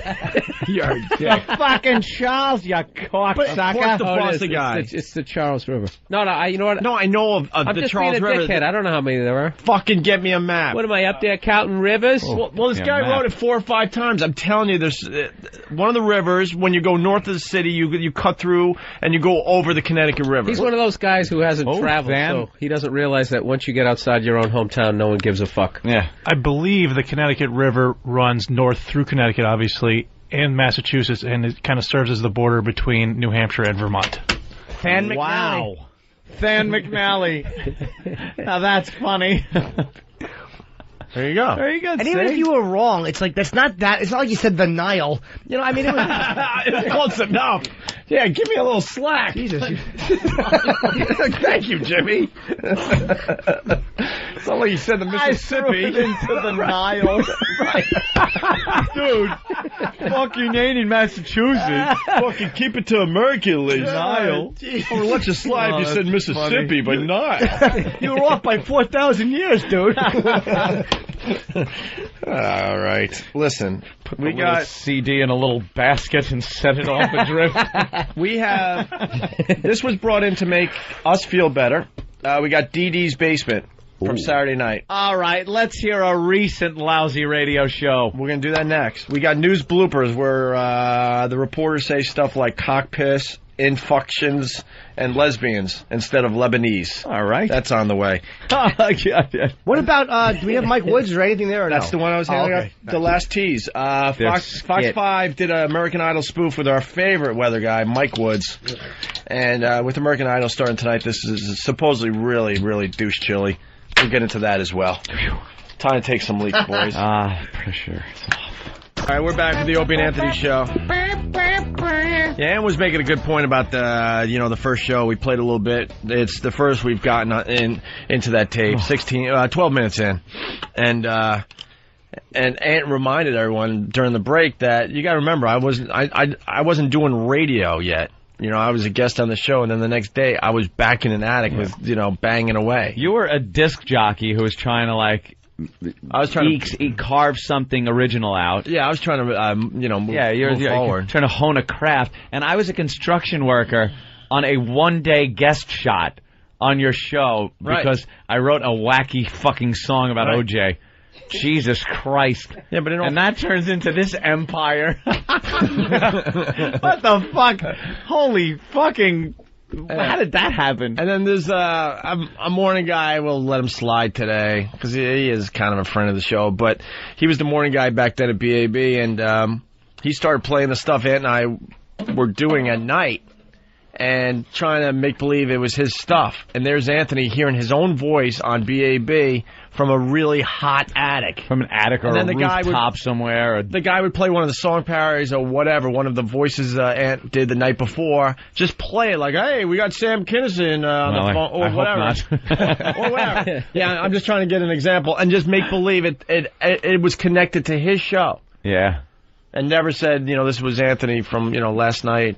Or any of that crap. Then they offered me your job when we got a job to go to Boston. We finally, the deal was I'm hiring you and Anthony to do afternoon drive at AAF. Yeah, I was thrilled. It was here the job. it is. It's a fucking gig. I'm in radio. And then they came up to me and said, look, if Opie goes up to Boston, that's fine and all. It's like, no, it's me and Opie going up. Yeah, we know, but he could still go. He does radio, knows his job. He could go up there and he'll do fine. This is why this business stinks. He'll do fine, but we would like you to take over his shift down here. You stay at BAB from 7 to midnight. Which would have fucked my whole fucking career up, by the way. Would have fucked everything up. And first of all, I'd have failed miserably because I didn't know how to do radio, obviously, especially alone. And You've been drunk, just goofing off with your friends, playing fucking guitar. Exactly. Missing breaks. Not only that, who in that place wouldn't have fucking hated me? I just come trotting in. I need a board op because I don't even know what the fucking thing looks like. And there's some asshole who's been eking out weekends for fucking ever that would like to, a little step up, and I step in there. Hi, I'm the new night guy. You know, they would have killed me. I'd have been assassinated. Tall in your hand. Yeah. Hey, fuck it. I'm drinking. And Ope would have been up in Boston. And I would have been because I would have lost, the following I did build up at the time. It just would have been a clusterfuck. So But that's instead of why BAB, radio stinks instead of BAB giving us afternoons there and seeing what would have happened. What is the whole mindset there? Hey, why pay 2 when we can only pay 1? Yeah. What do you mean? Like that? Why would they, if it was working between the two of you, why wouldn't they move us up to afternoons? Yeah. BAB was one of these stations that I was the first full-time hire in like a decade. It's the type they didn't change shit. It was the type of place DJs basically died there, basically. So I was like the first full-time hire for many, many, many years, and now it was like that was dramatic enough, changing the lineup. But now to take this show and move it into one of the big time slots like afternoon drive or mornings, they're like, "What are you, insane? We can't do that. We don't know how that would work. There's not a chart for that. There's no chart for that. We're afraid." Yeah. What was it afternoons? Like, was it a show or was it just music? Yeah, it was a show that was doing well. Who was it?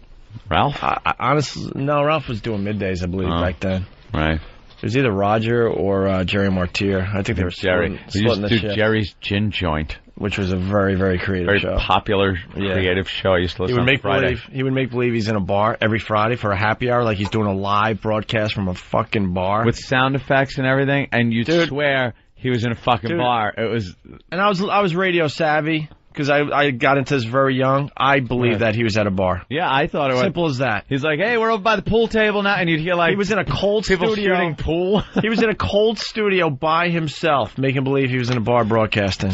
Sound effects, jukebox, making believe party, making believe girls were dancing on the bar, and he just had all the sound effects perfect. He fucking made a party. He's sitting there alone, and it was a fucking bar that you listened to and went, "I fucking want to be there. I want to fucking be at this party going on in this bar." The station would get phone calls every Friday. Where is this? Where is it? Because he would explain where it is, sort of like we're in like the outskirts of Babylon on just off 347 near. So it's hey, if you're by, stop in because we're having a great time here.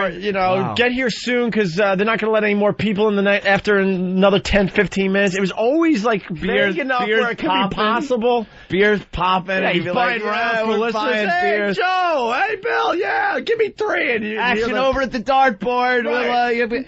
Like, holy shit, there's a fucking party going on. Why aren't we there? And it's just some guy in a studio alone, just hitting buttons, crumpling up paper in front of the microphone. Yeah, pushing buttons and just talking over sound effects and crowd noises. It was great. That was a bummer when I started working there, and I realized that it really... Where's Jerry's Gin Joint? I walked in one day, and it was so depressing, just sitting there in a cold studio. I'm like, holy shit, you're doing happy hour every Friday. Wait, now, is this guy do a regular show, and then every Friday do that, or that was his only gig? I want to hear an air check. I think he would do a regular show, and then Friday I would love to hear an air check. Friday afternoon happy hour. He's got a good gig here in New York. He does Q104 still. Yeah.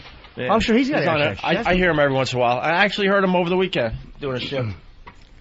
Yeah, that was something. Yeah. Anyway. Creative for the time, especially. Yeah. Hey, man, is Tom Leykis sick? Someone said he's really sick. Is that true or no? Oh, God hope so. Come on. God hope so. You're not going to get a darn from me today. Unless someone says, no, he's not. Yeah, exactly. He's not on out here, is he? No. I'd heard he was sick. I don't know. I do the same show every day. Tom Leykis. One topic per hour. I'm Tom Leykis. Go to the phones. Bob from a car phone. Let's talk about girls with yeast infections today for the next hour. Talk about the topics you. Real. Shut up. Why is it that girls like guys that are Italian? What is it? He actually went off on that one day. Why is it like the tall, dark, and handsome guys or the guys that are... What? You bitches. Leykis 101. Teach you how to hate women. Hit them with a U-log during Christmas and throw her in the fireplace. Allegedly. Why? Even though the police have a report. There must be some ghost sightings out there, because all over instant feedback, they're just writing boo a million times. Oh, in a row. really? Like boo, boo, boo, boo? Yeah, there's like boo, boo, boo. How do you know it's that tone?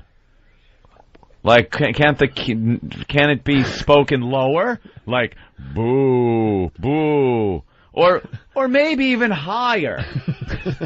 I don't know, man.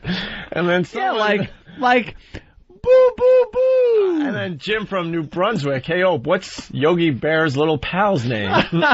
You queer. Thank you, Jim. Always a pleasure. Guess it was memorable. All right, here we go. Fox 5 Morning News does American Idol impressions. This is with Mike Wood. Mike Woods. Yeah, I think it's Mike Wood. Bill Burr playing the DC Improv this weekend. That's right. Have you been there before? It's a good room, I hear. Yes, it's a wonderful room, and it's got a nice wide alley to make it to the stage. It's wonderful construction. I've never been there. Oh, you never been there? Is that a problem? Oh, I thought you had been there. No. Jim, which one did you play walk back along, in the day? The way they designed it is the green room is in the back, and then there's the stage. Oh, and I guess to just, keep the performers being able to get to the stage quickly, they put a curtain along the side of the wall and then the front part of the wall that leads to the stage that is maybe, I don't know, about 6 inches wide. And as you walk through, you're literally bumping the asses of the customers as you walk up. And the weirdest thing ever is when you get off stage, you already told this story? No. I've never been there. When you go to get off the stage, why do I feel like I'm the douche right now? You're not. No one. Wow. Oh, God forbid you're the douche for once. Jesus, Sam, maybe because you've been looking at people that felt like they were the douche for about an hour and a half. We still got. No, I just sensed the laugh. We still haven't gotten the douche out of our faces. That's what I'm kind of fascinated by the way they set this. So anyway, when you get off stage, if people enjoyed your set, you're walking. It's like a haunted house. You're walking along this black curtain, and these arms are kind of pushing through, grabbing at you. Grabbing at you through material. And then also they kind of figure out after the first two performers that's where you walk through. So as they're introducing you, people on the other side of the curtain, you can't say, have a good show, Bill. You walk in, giving you a pep talk. What a dopey way to do that. It's really freaky. Somebody reached through and, I don't know. Stole your wallet? No, kind of squeezed my shoulder, and it was fucking these faceless hands just coming and groping you. Yeah, it was awful. Ew. Now every O&A person, I'm going to I'm just waiting for you to punch back through the curtain. That's something you would do. Nice. Pop some dude. Knock it off! I'm more the inanimate object guy. Yeah. All right. Hey, let's do the Fox 5 Morning News does American Idol impressions. Please. Simon, Randy, and Paula, get ready for the next contestant. This is Mike Woods as Randy. The blonde broad who put on a black wig, a dark wig, to be right. Paula, and then some other dude, Joella? Mark Joyella. Mark Joyella, keeping it local for the New Yorkers. Mark Joyella, doing. They're the same douches you have in your city, just with different names. Believe me, they look the same, they act the same. They're news douches. All right, I'm scared to go to this phone call. Jim from New Hampshire. Jim. Hey, Jim. Jimmy. Jim, you're on the air. Whoever from New Hampshire. Say hi. Speak. Everyone on the phone, just say, hey, how you doing? What a up. douchebag. All right, good. Damn it. I wanted to hear that. I don't know what that was. I don't remember. I'm being completely honest. I don't know if I used to say that. You saying I used to say, we're doing the hang and bang? But no, wasn't that what we used to goof on? I hope so. I don't remember. Bang, bang, bang, bang, bang, bang, bang. Oh, yeah, well. What was that? All right, here we go. And that looks like Randy, Paula, and Simon hanging out waiting for the next victim. I was almost fooled. You can barely tell the difference. You guys. Exactly. You guys are looking good. Looking real good. Simon is grumpy already, but we got to tell you, we love New York City. It is the city where dreams come true. You can be all that you want to be. Paula, please. If cliches were crimes, you'd be headed up the river already. Oh, come on, dog. You're always in such a bad mood. Mike just goes, oh, come on, dog. And then nothing. All nervously. Oh. Wasn't sure if it was the right time. I figured he would give it a shot. He has the worst improv. He has like no feel for it, whatever. He just knows he has to say that line somewhere in there. And he opens with the catchphrase. Yeah. What an asshole. Put that in the middle somewhere. Can't get enough of this guy. You should at least say hello to Simon in the voice. You're always in such a bad mood. Appalling. What's wrong with you? Appalling. She's horrible. You can't find a different color shirt?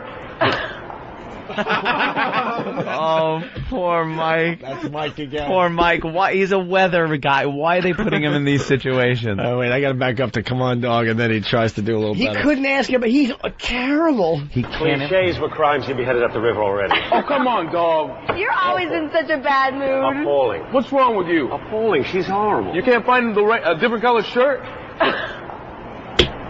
That's all you got. They both punched out. Oh, Jesus. They're in the bit with him, and they punched out. They couldn't believe it was done. They're like, that was the punchline? Please be applause. This was like douche chills in real time. Oh, this is horrible. Play that part again, maybe. You headed up the something river could fill already. that. Oh, come on, dog. You're always in such a bad mood. Appalling. What's wrong with you? Appalling. She's horrible. You can't find a different color shirt?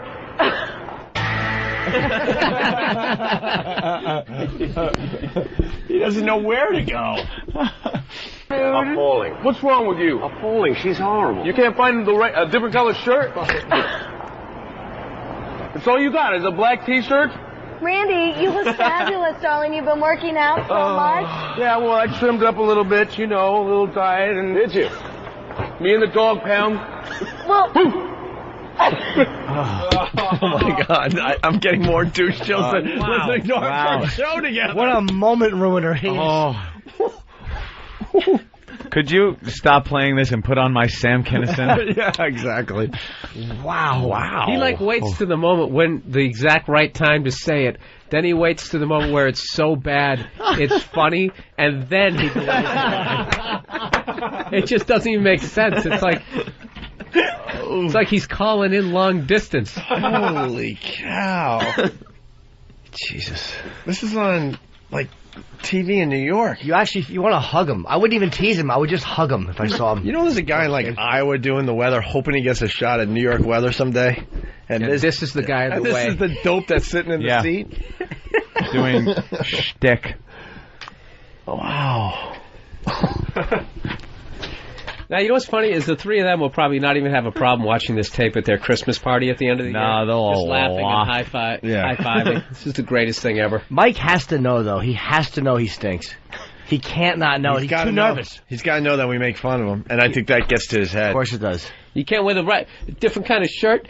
He changes midstream. He trips up everything, and this is every morning when they go to him and try to carry on a conversation about something to then segue into the weather. He cannot carry on a conversation about anything. It's got to go to the weather. And then when he finally goes, let's go to the temperatures, you see he physically goes, oh, God, okay. I'm in my safe area. Yeah, I'm in my safe zone. I'm just giving numbers on a map. 56 on Long Island. It's 58 in New York City.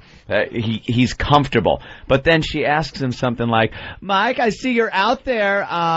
Where are you? I see a park behind you. Park bench. Benches at the park. Pidgey, good. Back to you. No ability to improv whatsoever. We think it's more subtle. We don't know, but it makes us laugh every morning. So every morning we tune in to him. He's horrid. Yeah. Well, if you want to see really bad douche chills, I was on the internet the other night and I was looking up some obscure bands and somehow ended up coming across an album that Telly Savalas made. Ooh, yeah. I've heard some of that. It is really bad. I looked up the Ted Heath Orchestra. Okay. Why? What? Because it was an album my dad had. He had just weird, obscure stuff, and I was thinking do people actually have this stuff, right? So I looked up that, and I ended up getting on this site that just ended up having it was a tribute to horrific albums. And Shatner on there. Ted Heath Orchestra was they were this big band out of England. and they did all covers of Benny Goodman stuff, and they sold a lot of records. And then when rock music came in, they tried to do big band versions of like Beatles songs, dude, and it was horrific. No. But then what they did, they just had links to more horrific stuff, and they went to like. Boo Berry, Frankenberry, and Count Chocula did like a disco song. It was unbelievable. All right, we got to get this. Shitting me? And then, sounds great. Then Telly Savalas, who can't sing, admittedly can't sing, on the album cover. He or something says it in the liner notes. It's all spoken word over music. Yeah. So he just talks. Yeah, I don't want to ruin it. If you could, can you find it? Because I don't want to. I'm looking. It's really bad. I got a tape of the Dinah Shore Show, Celebrities Sing. And it's only clips of celebrities coming on and singing songs. So, like Hervé Villachez was up there singing. Did he have a mustache? Yeah. Hervé? Yeah. What did he say? Hervé. And it's one of them was Telly Savalas doing a song, and it's just awful. What did Hervé sing? I don't know. That's why I say, hey man, nice shot. What a good shot. Let's get that stuff on the show. If you don't like what you see here, get the funk out. Hey, completely changing gears because it's happening right as we speak. Yes. Thumbs up or down, Rachel Ray? Down. I say down too. What is she? Isn't Jay Moore? What is she? Rachel Ray?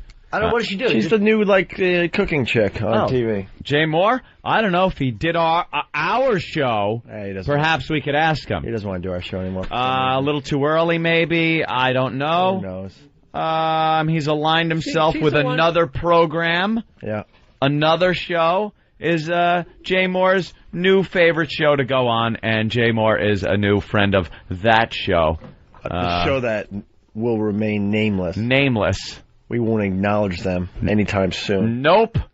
No more kudos to that program. Good luck, fuckos. That's right. Just for the record, I used her as a reference. Just want to let you know, Did you? I was ahead of the curve on the Rachel Ray thing. And you guys, I got a car crash, I believe. I got completely trashed. There you go. Wait, for what? I'm Paul R. Nelson. I'm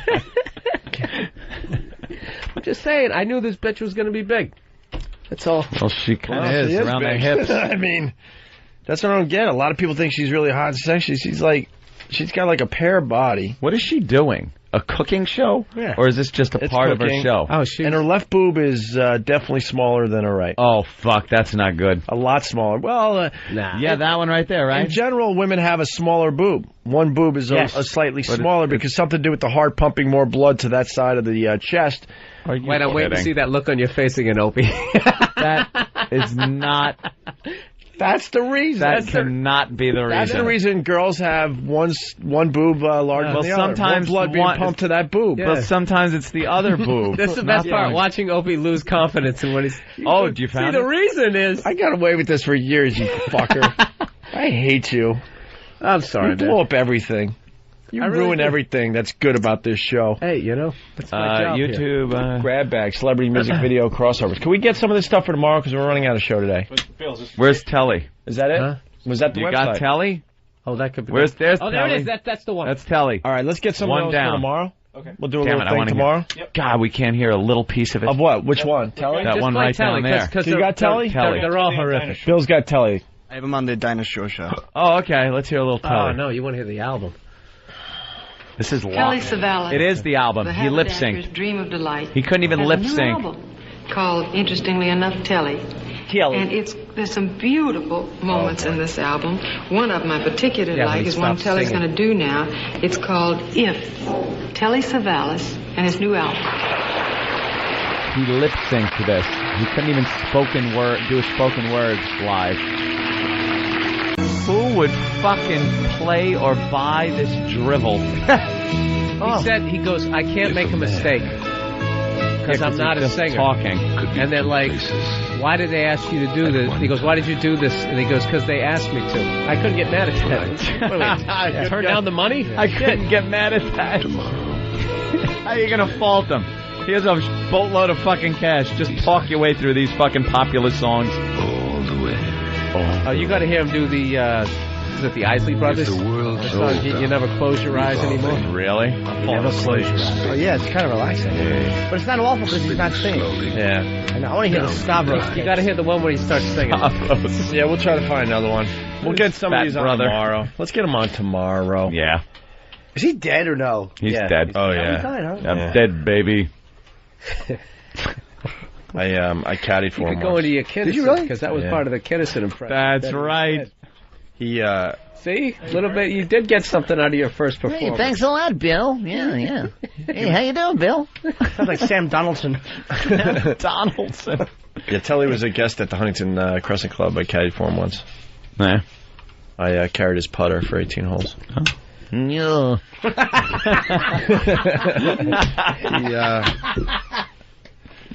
He had parts of his body missing from cancer. Did he? Like a part of Big his ear was C? gone. I think he had half a finger on one hand. I don't remember anymore, but there were things missing. How incorrectly did he smoke? And you're losing a piece of your ear and your finger. There's definitely a piece of his ear gone. Smoking out of his fucking ear. Oh, he always held it in the same hand, and the smoke would float up right past his right ear. Who knows?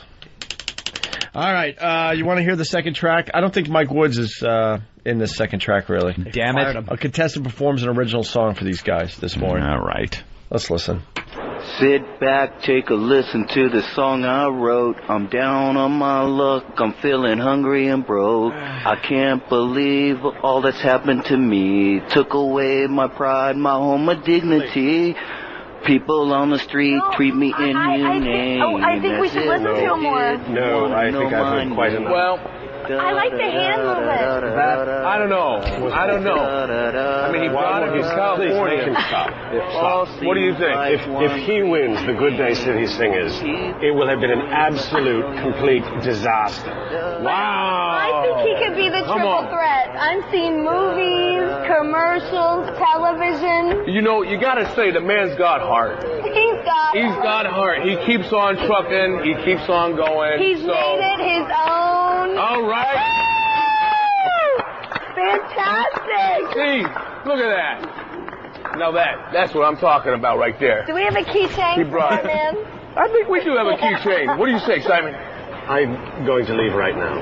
New York come City, on. come on. We've got some talent in New York City. Over there. You know what the sad You know what happened? And it was perfect timing. After that god-awful clip and we went silent, the instant feedback screen turned off by itself. Did you see that, Sam? Look, it's gone. Enough We said. went silent and they went silent. Wow. They're like, That's the closest a computer can come to throwing up. Did you see that, though? Yes. It was perfect timing. It just, it went back to the desktop. That, by the way, it's a news program.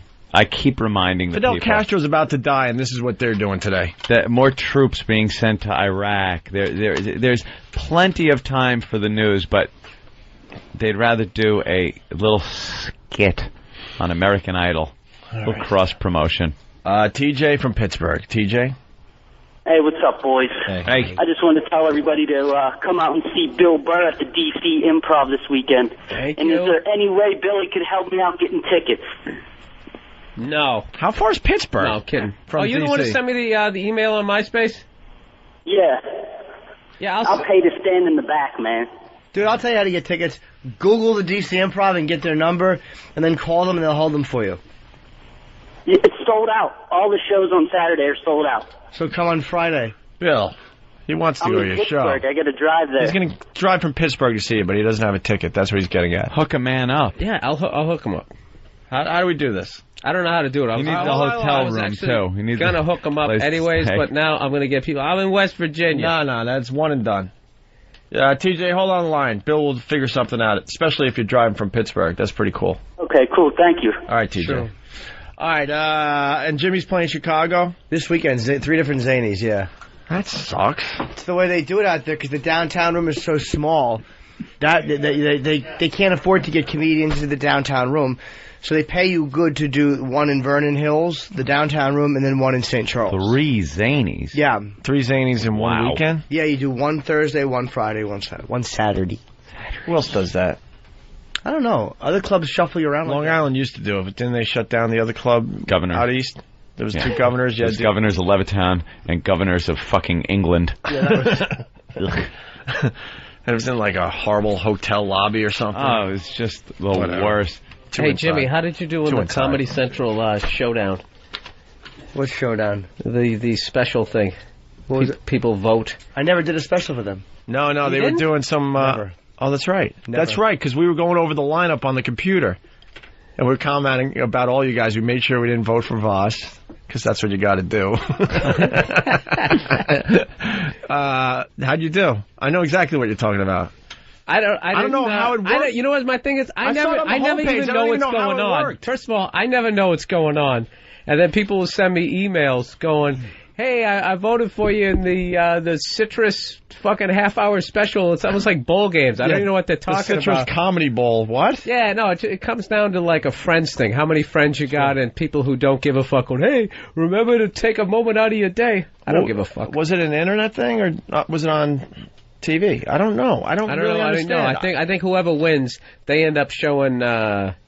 Their special, yeah. Again? Like the top 10 is like, I know like give you two guys people. another comedy special. I can't watch anymore. I've seen the same comedy specials 100 times each. Who won, Dane? I don't know, you're going out on a limb there. I mean, he's yeah, if you got 2 million friends, I think it's a lock. All right, BowDogFight.com sponsors line of the day. Ooh. Jimmy, what's Bowdog Fight about?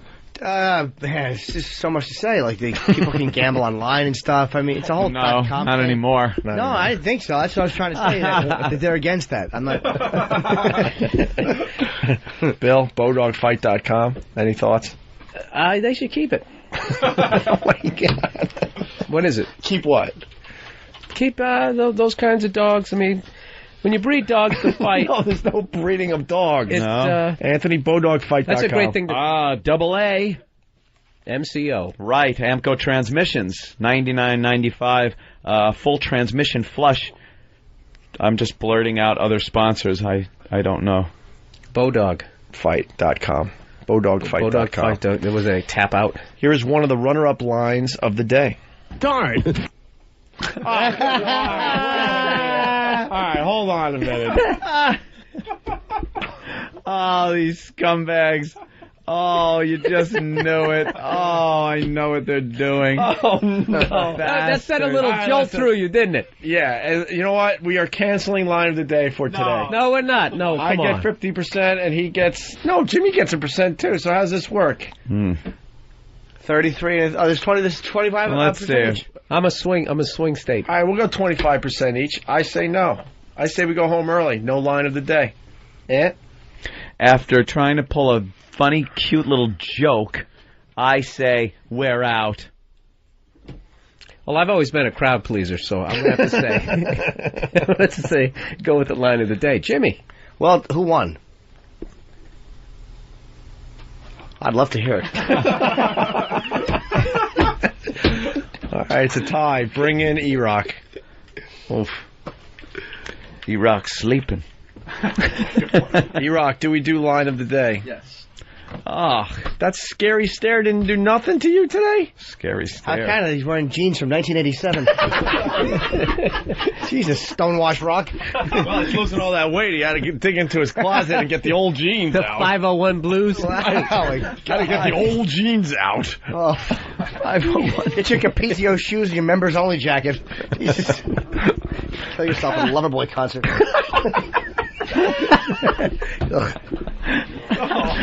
He just leaves dejected, rejected. BowDogFight.com. Here's another runner-up line of the day. And nothing you have ever heard before will prepare you for the shock of... My Baby is Black. Starring Angelina Jolie and Brad Pitt. The motion picture screen reaches its full maturity.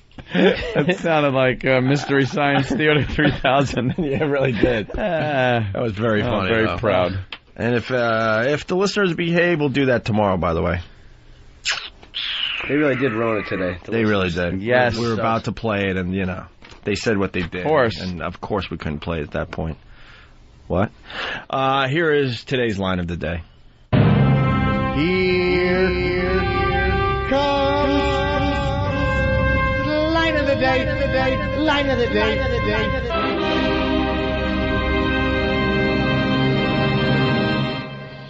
It's dwarfs got to get that. It's water on the brain. I know that much. It's called a shunt. Are you kidding? You really? It's a shunt. I think I watch Little People Big World. I know all about this stuff. I thought that was a short woman who was misbehaving.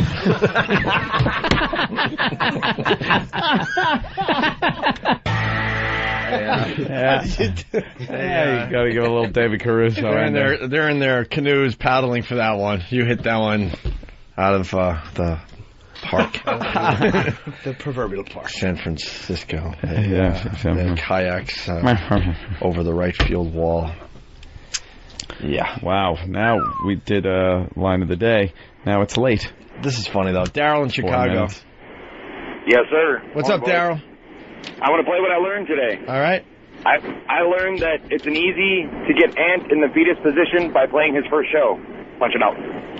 Yes, or the fetus position. He blew it. He actually had a really funny line on the screen. He had a funny line, and he fucked it all up.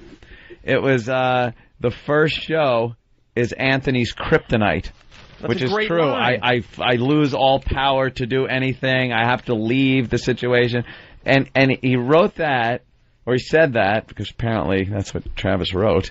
And then he comes out with the first show, gets you to leave the thing, punching out. You asshead. I hope you're as embarrassed with your call as I was during that whole segment. We'll talk about Travis's picture from 10 years ago. It's adorable. We're going to bring that up. Then we got to also bring up Danny.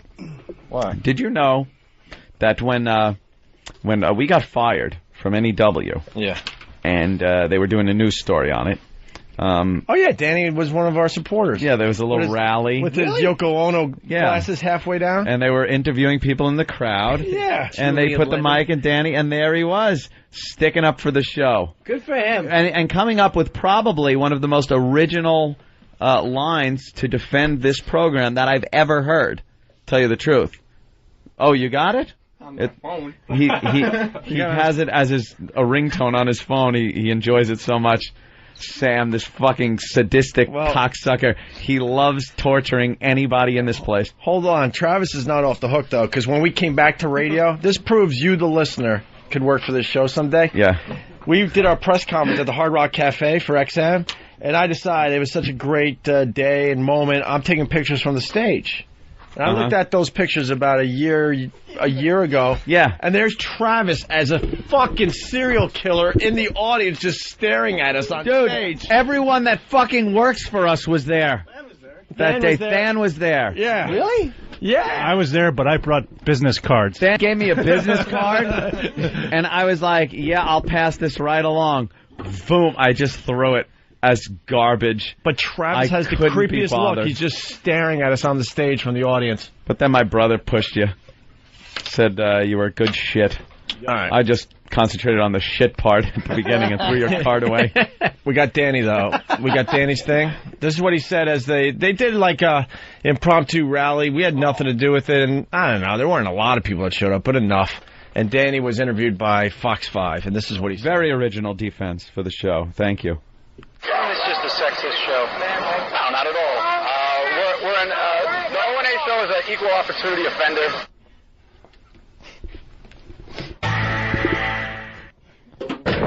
Good Lord. Paul R. Nelson. Okay, terrific.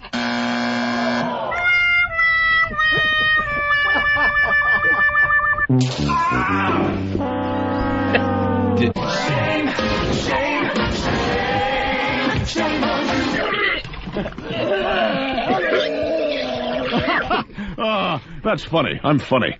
Did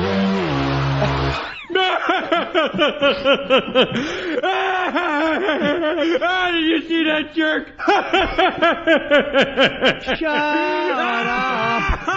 Shut up. Ring, ring, ring, ring, ring, ring, ring. Banana phone. You dumb asshole. What are you, a fucking moron? I see the awful, terrible things in my life and turn it into something funny. Does anybody remember laughter?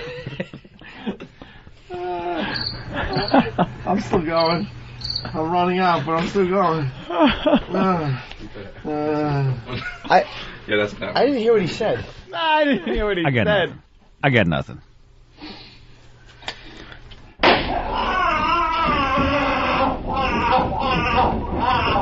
Shut up! Shut up! Stop whining. Quiet. So to speak, literally. Boring. I'm about to strangle you out of your unconsciousness. All right, what else you got there? Well, I was going to say, Wait, takes for nothing! Really? Wow. did you notice right before I'm surprised we had to take 2 years off. I mean, can't understand it. right before he said Opie and Anthony, he almost said we're equal opportunity, and then he stopped himself and said the Opie and Anthony. Well, a little foreshadowing there, my friend, huh? It's either that or he's going to kill one of us. I have to change so my of course. shirt. I'm sweating. Yeah. A lot of douche chills today. Believe me. Wow. We can all be honest about that. All right. And Travis's picture. There's a picture of Travis. That was sent to me. It's Travis and his cat. What, was it when he was in that cult? And he was, yeah. He was, how old? 15. 15, yet you look 9. Was the cult leader already touching you? Saying it was okay? Wow. You look like a little girl. I've always looked younger. No. I'm not just talking younger. You have no beard. You got long hair. And what's up with the half a dye job? Was that the style? I don't even know. What was going on there? My hair was green for a while, and that was kind of it. Just he was hanging. What out happened? He was hanging out with lesbians, and he was trying to fit in. Yeah, you look like a young girl with green hair. How'd the green hair happen? The pool? No, I dyed it green. Oh, you dyed it green. Oh, my hair was all sorts of different colors. You're a rebel. Oh, wow. Young nurse in those little blue scrubs. And someone had a great line. They're not saying it now, though, but he looks like Susan Smith. Oh, yeah, he young does. Susan Smith. That was said during the commercial break. Yeah. And he's holding a cat, and we're thinking you might have drowned that cat there. No. Yeah. No, You know what? That's the photo they get when you get murdered. Oh, They yeah. just put it on the news or you're missing. The flyer on the fucking telephone pole. It's like, great, man. I fucking took a lot of other pictures. We don't care about the kid, but please bring back our cat. Yeah. I know. If you know what? If your high school photo ever gets shown on TV, you either became famous or you were murdered. Yep. Something horrific happened. Murdered, yeah, or you're a murderer. Murderer. Yeah, let's go home. Okay. Yeah, that's good. How are I your think that honey picture pups? needs to be put up on it needs to be on a website so people can Photoshop it and have fun with it. Yeah, MySpace page. You know what? Yeah, I'll put it up on my MySpace. There you go. So then I get more hits. And you get some hits. I just want to try to tell. What is that? Wow. Travis as a young blonde. Are you shitting me? That really is you? Yeah. Is this on your MySpace page? No, they can be put up though. You should. You'll get some hits today. Oh, I had blonde hair. I had red hair. I had blue. You just would dye your hair? Well, I had pink. No, I never did just, pink. You were just standing out from the crowd of other kids with green, blue, and yellow hair. Are these all just the pictures of you? What? I don't like the tough look on his face. Yeah. All right, tough guy. Where did you get these? You sure made up for the lack of facial hair, though. Now we could grow a beard in like an hour and a half. Yeah, what gives? When did that happen? A pumpkin in that picture? What are you holding? What is that? He was big into props back then. Yeah. A cat, a pumpkin. He has deformed hair like Radar did, so he has to fucking hold something all the time. Clipboard always. A disgusting radar hand. He had a fucked up hand? I didn't know. Oh, yeah. Sometimes you catch a little view of it. That was the best game ever. When your friends finally told you that was going on, you would watch MASH and try to get a glimpse of the. Dude, how hard did he kill that audition? He just must, when he auditioned for Radar, he just must have had his hand in his pocket. Came in like Napoleon. Yeah. We can't choose you. Your hand's fucked up. And I held a clipboard in the audition. You think? Yeah. Dude, yeah. First of all, Bill tried to start something with my cereal. Honey Puffs. You try to start something, though. You're like, how's the cereal? Yeah. It's not that bad. It's Honey Puffs. Was I trying to give you shit on the Opie and Anthony show? I think so. I think so. Because we went down this road one time with another cereal I used to eat. Well, I never forgot. That was the gayest cereal ever brought in. It was faggot. It was, what the fuck was it? It's like Good Friends. Good Friends. No, Good it was Friends. Lean. No, Lean on Me. Oh, okay. That's not any better. Honey Puffs. No, this is all right. It's really not that bad. That sounds like something you would insert in your ass and it would get bigger. Jimmy, with the heat. I didn't know what it was. You eat this shit. I do. Kashi's, they're great. Honey Puffs is all right. I love them. Just to taste the cum out of my mouth. I need some help. Something to think about, a homework assignment. I was hanging out in Starbucks over the weekend playing Luminous 2 for 2.5 hours. Jesus. And hooked. And the regulars were looking at me like, when is this fucking guy going to leave? Are your eyes, like, fucked up? Yeah. Yeah, they're bloodshot and dry. Straight? Every night when I go to bed and I have a headache. Yeah. I'm playing too long. This up with that. I got that from playing solitaire on my cell phone. So you know. Yeah, in an airport, just over and over again, over and over again, over and over again, over and over again, over and over again, over and over again, over and over again, over and over again, over and over again. Oh yeah, I'm there. And with over and you. over again and over and over again. Oh yeah, I'm with you. I could do it all day. Don't even challenge me. All day long. Over and over again, and again, and again. At what point does the voice say, "Okay, this is the last game"? That's a really good question. There's never a last game. That's the problem. Like, I have to fight it. Oh, mine's the worst because I'm aware that I'm doing it. All right, I got to stop. Oh, really? I have to fight it. I finally have to, try. As I'm playing a game, I'm trying to get my mind interested in something else, anything else, so I can, go, oh, wait, yeah, I really need to pay your vision, pay my rent. Yeah, your so, vision. It's something.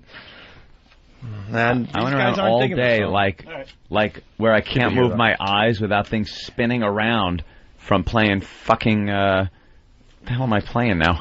I don't even remember. But Splinter Cell. Double Agent. By the way, we have segged into our after-show meeting here. This is just us babbling. This isn't the radio show anymore. You wear a raincoat when you play it with a fedora? Yeah. It's exactly what I do. How did you know? I need help with a bit. Fedora. The listeners could possibly help. Jimmy, you go to Starbucks a lot. Maybe you could help. So I'm in Starbucks for 2 hours, and I was listening to the crap they play over the loudspeaker, and it's all women feeling strange about their feelings, and other women can relate because they all know how to cry. What the fuck is that? And she has to go off and find herself type music. What? Isn't it XM? Yeah. Yeah, it is XM. Yeah. So XM that has crappy shit you're channels. talking about is XM. God forbid we say XM actually has crappy channels too. Yes, we all know that. It's the tampon channel. But I want to get a list of these songs together, because when you really start listening to the lyrics of some of these songs, it's ridiculous. Well, can we get that off of... Relationships breaking up and one person understanding that the other person has to go find themselves. Oh, man. Stop. It's like, no, man. They get the hatchet. It just didn't work out. Come around to the hatchet. But I'm on to something, but it's not quite there, so I need maybe people to maybe call in tomorrow with suggestions of songs that kind of follow that criteria. Because they're ridiculous when you start listening to these songs. Are hatchets made in sweatshops? And if they are, why wouldn't you just kill your boss? Yeah, they have to be happy employees at the hatchet factory. Like, how bad are the rest of the people? Because at this point, everything is made in, fucking Taiwan. You know they're not paying them.